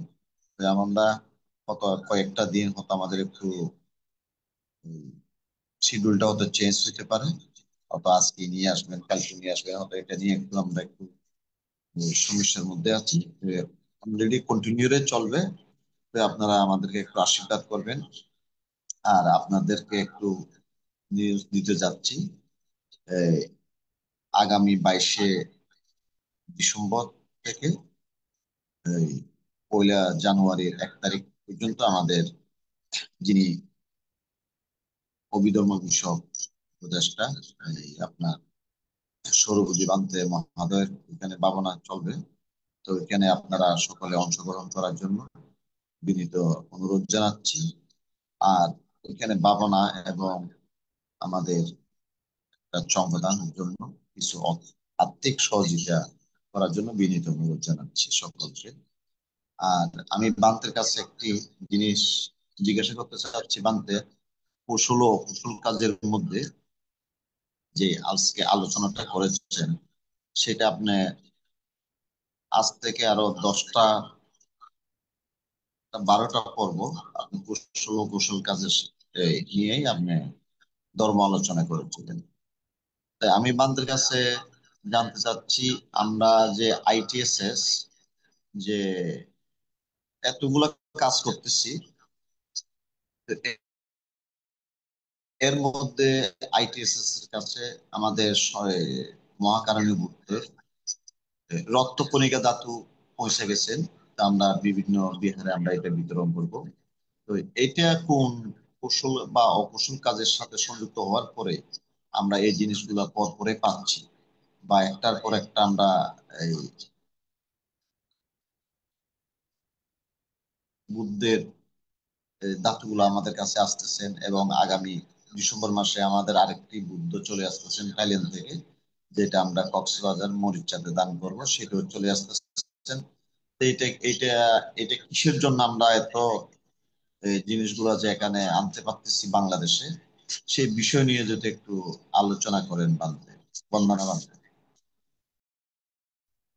সাধু সাধু সাধু। আসলে এই বিষয়গুলো যখন আমরা কুশল কর্ম, আগেই বলেছিলাম যে কুশল কর্মগুলো যখন আমরা করি, যখন একটি ব্যক্তি অকুশল কর্মকে বিরতি রেখে কুশল কর্মের মধ্যে তিনি নিয়োজিত থাকেন, তখন কিন্তু তার কুশল কর্ম করার জন্য নানা রকমের তার প্রভাব থাকে বা নানা রকমের সেই সুযোগগুলো সৃষ্টি হয়ে যায়। যেমন আমরা এখানে ধর্মদেশনা দানের মধ্য দিয়ে অনুষ্ঠান আয়োজন করেছিলাম। সেই ধর্মদেশনার পাশাপাশি সধর্মপ্রাণ উপাসক উপাসিকারা উৎসাহিত হয়ে আমরা কি করলাম, ত্রিপিটক দান করলাম। সেটা একটা পুণ্য কর্ম আমরা অর্জন করতে পেরেছি। এবং ত্রিপিটক দানের মধ্য থেকে আবার বিভিন্ন ভ্রান্তে অসুস্থ বান্ধবদেরকে সেখানে ওষুধ কেনার জন্য বা চিকিৎসা করার জন্য আর্থিকভাবে সহযোগিতা করলাম। এবং সেখান থেকে আবার কি হলো, কোনো বিহারে যে বিহার নতুন ভাবে বা যে পুরান বিহারগুলো যে সংশোধন করার জন্য সেভাবে আমরা অর্থ দান করেছি। বা কোনো কোনো বিহারে ভান্তেদেরকে স্বয়ং জন্য আর্থিক সহযোগিতা বা চাল দান করা। যে এই কুশল কর্মে গুলো যে আমরা প্রথম কিন্তু আমরা শুধু ধর্মদেশনার মধ্যে সীমাবদ্ধ ছিলাম। তা ধর্মদেশনা কুশল কর্ম অর্জন করার পরে আমাদের যে পরবর্তীতে মানে সেক্টর বাই সেক্টর যে কুশল কর্মগুলো আমরা সঞ্চয় করতে পেরেছি। অর্থাৎ কুশল কর্মচিত্ত যদি আমরা থাকি, আমাদের কুশল কর্মগুলো আমাদেরকে প্রভাবিত করে কুশল কর্মের দিকে নিয়ে যেতে। অর্থাৎ যখন আমরা স্রোত, যে নদীতে স্রোত থাকে, যখন স্রোতের দিকে আমরা বেশে যেতে চাই, তখন কিন্তু শুধু নিজে বেশে থাকলে হয় স্রোতে এমনি টেনে নিয়ে যায়। আবার স্রোতের বিপরীত দিকে যখন আমরা যেতে চাই, তখন কিন্তু গায়ের জোরেও সেখানে কি করতে পারি না, স্রোতের বিপরীতে অনেক সময় আমরা যেতে পারি না। তো ততরূপ পূর্ণ কর্মগুলো আমরা করতেছি বিদায় পূর্ণ কর্ম করার জন্য আমাদেরকে সুযোগ করে দিচ্ছে। আর সেই সুযোগগুলো আমরা গ্রহণ করছি এবং সেই পূর্ণ কর্মগুলো আমরা করার সুযোগ পাচ্ছি। এই কারণে বুদ্ধের ধাতু আমরা হাতে মানে পেয়েছি বা পেতে যাচ্ছি। তারপর বিভিন্ন আহ উপাসক উপাসিকার মাধ্যমে বুদ্ধের প্রতিবিম্বগুলো আমরা দেশে এনে বিহারগুলোতে আমরা দান করার সুযোগ পাচ্ছি। এটা কুশল কর্মের মাধ্যমে হচ্ছে। কারণ কুশল কর্ম যদি আমরা শুরু না করি, তাহলে সেই কুশল কর্মের ফল বা সেই কুশল কর্মের ক্ষেত বা বাগান কিভাবে পরিপূর্ণ হবে। এখন একটা ধান ক্ষেত আমরা চাষ করব, ধান দিব, সেখানে ধান ক্ষেত চাষ করতে হবে। চাষ না করলে সেখানে তো বীজ ফালানো কোনো সম্ভবই না। শক্ত মাটিতে আর বীজ হবে না। তো আমরা সেই ক্ষেতটা কি করলাম, সুন্দরভাবে আমরা চাষাবাদ করলাম। সুন্দরভাবে চাষাবাদ করে মাটি নরম করলাম। এরপরে কি সেখানে ধান বুনলাম। ধান বোনার পরে সেই ধানকে রক্ষণাবেক্ষণ করলাম, যাতে পোকামাকড় বা অন্য কিছু খেয়ে ফেলতে না পারে সেটাকে দেখলাম।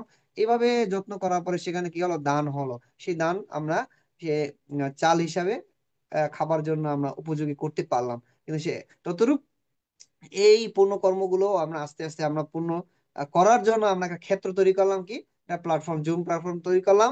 সেখানে কি সর্বপ্রথম আমরা ধর্ম দেশনা বা ধর্ম আলোচনা শুরু করলাম। আমরা কি করলাম, সেই ক্ষেতটা তৈরি করলাম। তারপরে আমরা চিন্তা করলাম যে এই ক্ষেত এইভাবে রাখা যাবে না, এখানে তো আরো পূর্ণ যে গাছগুলো আমাদের রোপণ করতে হবে। তাহলে কি করা যায়, সেখানে মাটি নরম করলাম। মাটি নরম করে সেখানে আমরা কি বীজগুলো বপন করলাম, সেখানে দানময় বীজগুলো বপন করলাম, ভাবনাময় বীজগুলো বপন করলাম। এইভাবে বুদ্ধের যে প্রতিবিম্ব, বুদ্ধের যে ধাতু, এভাবে আস্তে আস্তে আমাদের এই প্ল্যাটফর্মে বা আমাদের এই পূর্ণ ক্ষেত্র কিন্তু পরিপূর্ণ হতে যাচ্ছে বা হয়ে যাচ্ছে। এটা শুধু পূর্ণ কর্মের কারণে। পূর্ণ কর্ম না করলে এগুলো হয় না। আপনি যদি বসে থাকতেন, যদি জুম প্ল্যাটফর্মটা শুরু না করতেন, আপনাকে কে দান করার সুযোগ করে দিত? যে বিহারে বিভিন্ন বিহারে ত্রিপিটক দান করার জন্য, মিলন বাবু আপনি একটু দান করেন, আপনাকে কেউ বলতো? কেউ বলতো না। আমিও বলতাম না, বা আমাকেও বলতেন না, বা আপনাকেও বলতেন না। এই পূর্ণ কর্মগুলো আমরা করতেছি বিদায় মানুষ আমাদেরকে বিশ্বাস করে, শ্রদ্ধা করে, এই পূর্ণ কর্মের কারণে। মিলন বাবু আগে কোথায় ছিল, আর এখন সবাই আপনাকে জানে বা চিনে, বা এখানে যারা প্ল্যাটফর্মে সংযুক্ত হয় সবাই জানে। ভিক্ষু সংঘের সাথে আপনার ভালো ওঠা বসা রয়েছে। ভিক্ষু সংঘের সাথে আপনি কিভাবে ভালো করে মানে বান্ধবীদের সাথে কথা বলবেন, সেই বিষয়গুলো জেনেছেন। আমি যতটুকু জানি, সর্বপ্রথম আমাদের উপাসক মিলন বাবু যখন সংযুক্ত হয়, বান্ধবীদের সাথে কিভাবে কথা বলবেন, এই বিষয়গুলো কিন্তু অনেক সময় মিসিং হয়ে যায়। সাধারণ মানুষের সাথে যেভাবে কথা বলে, দাদা ভাই, এরকম কথাগুলো তার মধ্যে মিসিং হয়ে যায়। তো এখন মিলন বাবু যেভাবে কথা বলতেছে, বা আমাদের উপাসক উপাসিকারা প্রথম প্রথম যেভাবে আহ বান্ধবীদের সাথে আচার আচরণ বা কথা বলে, অনেক সময় বান্ধবীদেরকে, যেটা সাধারণ মানুষের সাথে যেভাবে কথা বলে, ওইভাবেই কথা বলা শুরু করেছিল আমাদের যারা প্ল্যাটফর্মে সংযুক্ত হয়েছিল। তো সেগুলো ভান্তিরা সংশোধন করে দিয়েছেন। এখন সবসময় ভান্তে ভান্তি বলে কথা বলে। আহ, তারপরে পূর্ণ কর্মগুলো যেভাবে আমাদের সুযোগ করে দিয়েছে, এটা শুধু পূর্ণ কর্ম ক্ষেত্র তৈরি করার কারণে। না হলে মিলন বাবু কোথায়, আমি কোথায়, আরেকজন কোথায়, কে কার সাথে ভালো সম্পর্ক থাকতো, বা কাকে কি বিশ্বাস করে ত্রিপিটক দান করা, বিহারে বিহার তৈরি করার জন্য বিহার আর্থিক সহযোগিতা করা, এবং ভিক্ষু সংঘ চিকিৎসার জন্য দান করা, কার কথায় কি দান করবে? মিলন বাবু ফোন করলে আমি বললাম যে ঠিক আছে বাবা, মিলন বাবু মানতে অসুস্থ, তাহলে দেখি কি করা যায়। আমি এইভাবে বলে হয়তো তাকে সন্তুষ্ট করতাম, বা না চিন্তা করতাম যে মিলন বাবুকে দিয়ে দিলে উনি কেন বান্দের কাছে না দিয়ে খেয়ে ফেলে। যখন মানুষ আপনার এই কর্মক্ষেত্র গুলো দেখলো, যে পূর্ণ কর্ম কতটা, তখন তাদের মধ্যে একটা মৈত্রী দান হলো, মৈত্রী আপনার প্রতি পোষণ করলো। এরপরে আস্তে আস্তে আস্তে আস্তে সকলে বিশ্বাস করে আপনাকে দান করতেছে, এবং আপনি সেই কাজগুলো করার সুযোগ পাচ্ছেন। এটা একমাত্র পূর্ণ কর্মের কারণে। এই পূর্ণ কর্ম না করলে এগুলো হয় না। আর যখন আপনি খারাপ কাজ করতে যাবেন, তখন কিন্তু আপনি খারাপ কাজের দিকে আপনাকে ধাবিত করে নিয়ে যাবে। খারাপ মানুষের সাথে দেখা হবে। খারাপ মানুষরা, আজকে আপনি চুরি করলেন, কালকে ডাকাতি করার জন্য আপনাকে উৎসাহিত করবে। ডাকাতি করার পরে আপনি সেখানে সাকসেস হলে আরো এর চেয়ে বড় ধরনের অকুশল কর্ম করা, মানুষ খুন করার দিকে আপনাকে প্রভাবিত করবে।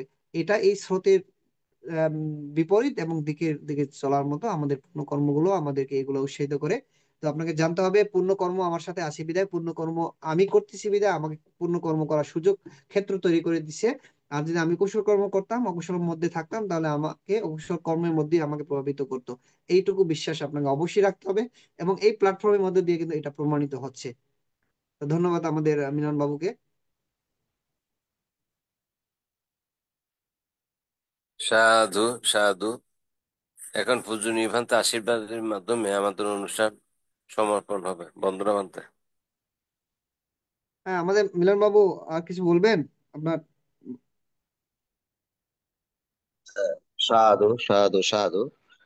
পূজনীয় বান্তে কে বিনীত অনুরোধ জানাচ্ছি আজকের অনুষ্ঠানটা আজকের মতন এখানে সমাপ্তি ঘোষণা করার জন্য। বন্দনা বান্তে। আহ, সাধু সাধু সাধু, অসংখ্য সাধুবাদ, কৃতজ্ঞতার জন্য এতক্ষণ পর্যন্ত যারা আমাদের সাথে অনুষ্ঠানে সংযুক্ত ছিলেন। এবং আজকের ধর্ম দেশনার বিষয়ে আমাদের উপাসক, আহ, যেমন আমাদের যে এখানে ধর্ম দেশনা দান করেন আমাদের যে উপাসকরা, তারাও খুব সুন্দরভাবে উপস্থাপনা করেছেন। যেগুলো আমি মিসিং করেছি সেই বিষয়গুলো তারা উত্থাপন করেছেন। যে নিপেন বড়ুয়া বলেন যে একটি কুকুর, আসলে এগুলো সত্য। যে কুকুর হয়ে জন্মগ্রহণ করলেও তার দানময় পুণ্য রয়েছে বিধায় তিনি সে কুকুর হয়ে জন্মগ্রহণ করার পর বিহারে এসে তিনি অনেক সুযোগ সুবিধা দান মানে সুযোগ পাচ্ছে। আসলে দান মানে আমরা যে দান করি দানের মধ্যে ধনী হওয়া যায়, ধনবান হওয়া যায়, জ্ঞান না থাকলে ধর্ম দর্শন পাওয়া যায় না। যার কারণে আমাদের ধর্ম দর্শন পেতে হলে জ্ঞান অর্জন করতে হবে এবং জ্ঞানের মাধ্যমে এই বিষয়গুলো আচরণে পরিণত করতে হবে। এবং আরেকটা বিষয়ে যেটা রয়েছে যে আমাদের বৌদ্ধ ধর্ম দর্শনে, যদি ধর্ম দর্শনকে আবার ফিরে পেতে চান তাহলে সেই ধর্ম দর্শনকে ফিরে পাওয়ার জন্য ধর্মের পথ অনুযায়ী জীবনযাপন করতে হবে। এখন অনেকে আছে না, আহ ধর্মকে বিশ্বাস না করলেও তারা কি বিহারের পুণ্য কাজ করার জন্য বা 50 জন মানুষকে বিহারে উপাসক উপাসিকাকে বিহার আহার দান করবে, তিনি দান করে দিয়ে গেছেন 50,000 বা 20,000, যে আপনি এই ভান্তেদেরকে দান করিয়েন, কিন্তু দান করলেন তিনি কিন্তু বিশ্বাস করলেন না, বা ধর্ম অনুযায়ী তিনি পঞ্চশীল পালন করেন না, ভাবনা করেন না যে এই বিষয়গুলো, তারপরেও তিনি দান করার ফল তিনি পাবেন। ওই যে বললেন আমরা নিপেন বাবু, যেটা যে কুকুর হয়ে জন্মগ্রহণ করার পরে তিনি ওই ফলটা ভোগ করবেন, কিন্তু তার মধ্যে যে বিশ্বাস ছিল না বা ধর্মের দর্শন ছিল না, তার কারণে তিনি পরবর্তী জীবনে ধর্ম দর্শন করতে পারেনি এবং পরবর্তী জীবনে তিনি পুণ্য সঞ্চয় করার সুযোগ তার মধ্যে নেই। তো সাধারণ প্রাণ উপাসক উপাসিকা আমরা প্রতিনিয়ত এখানে পুণ্য সঞ্চয় করছি, পুণ্য কাজগুলো করছি, যার কারণে আমরা আবার পুনরায় পুণ্য কাজগুলো করার সুযোগ পাচ্ছি। তো এইটুকু আমরা বিশ্বাস রেখে সকল সাধারণ প্রাণ উপাসক উপাসিকা আমরা যেন প্রতিটা মিনিট প্রতিটা সেকেন্ডের মধ্যে নিজের চিত্তকে আমরা পুণ্য কর্মে সঞ্চয়িত পুণ্য কর্ম করার জন্য উৎসাহিত রাখি, পুণ্য কর্মের মধ্যে নিজেকে আবদ্ধ করে রাখি। সবসময় অকুশল কর্ম যেন আমাদের মধ্যে সৃষ্টি না হয়, সেটা আমার মুখের ভাষায় হোক বা আমার আচার আচরণে হোক বা আমার অঙ্গ প্রত্যঙ্গের মাধ্যমে হোক বা আমার চোখের অঙ্গ প্রত্যঙ্গের মধ্যে চোখ, কান, হাত যেগুলো রয়েছে সেগুলোর মাধ্যমে হোক বা আমার বাক্যের মাধ্যমে হোক, সবসময় সজাগ চিত্তে আমাদের কথা বলা, আচার আচরণ, একে অপরের সাথে ওঠা বসা সবকিছু যেন আমরা খেয়াল রাখি। তাহলে আমরা অকুশল কর্ম থেকে বিরত হয়ে আমরা কুশল কর্মে প্রভাবিত হতে পারবো। শুধু বিহারে গিয়ে বা ধর্ম দেশনা শ্রবণ করার মধ্য দিয়ে নয়, সব সময় আপনার ঘরে থাকলেও বা বাসায় থাকলেও বা চাকরি ক্ষেত্রে থাকলেও সবসময় নিজেকে সংযত রাখবেন কথা বলার সময় বা তাদের সাথে আকার ইঙ্গিতে যে আচরণ করার সময়, যে আমার মাধ্যমে আমার কথার মাধ্যমে কি কষ্ট পেলো কিনা, আমার চোখের দৃষ্টি যে খারাপ দৃষ্টিতে আমি দেখলাম কিনা, আমি যে শ্রবণ করলাম এটা খারাপ কিছু শ্রবণ করলাম কিনা, আমি যে কথাটা বললাম বাক্যে আচরণ করলাম এটা খারাপ কিছু আচরণ করলাম কিনা, প্রতিটা সেকেন্ড প্রতিটা মিনিট যেন আমরা এইভাবে সজাগ চিত্তে নিজেকে নিয়ন্ত্রণ করে রাখি, তাহলে আমরা অকুশল কর্মগুলোকে নিয়ন্ত্রণ করতে পারবো এবং কুশল কর্মে নিজেকে প্রভাবিত করতে পারবো। তো সাধারণ প্রাণ উপাসক উপাসিকা, আপনাদের সকলের নিরোগ দীর্ঘায়ু কামনায় পুনরাশি দান করে এবং আজকের মতো আমরা এখানে অনুষ্ঠান সমাপ্তি করছি। তো আগামীকাল আবার দেখা হবে। আপনারা সকলে সংযুক্ত থাকবেন, ধর্ম দেশনা শ্রবণ করবেন, নিজেকে সধর্মে আলো আলোকিত করবেন, সে আলো অন্তত নিজের পরিবারকে দান করবেন, এই প্রত্যাশা ব্যক্ত রেখে আজকের মতো আমরা এখানেই বিদায় নিচ্ছি। সকলকে অসংখ্য সাধুবাদ। শুভরাত্রি। সাধু সাধু সাধু সাধু। জুমটা আমার থেকে ট্রান্সফার দিয়ে দেন, একটু কথা বলবো আর কি আমরা, লাইট অফ করলে।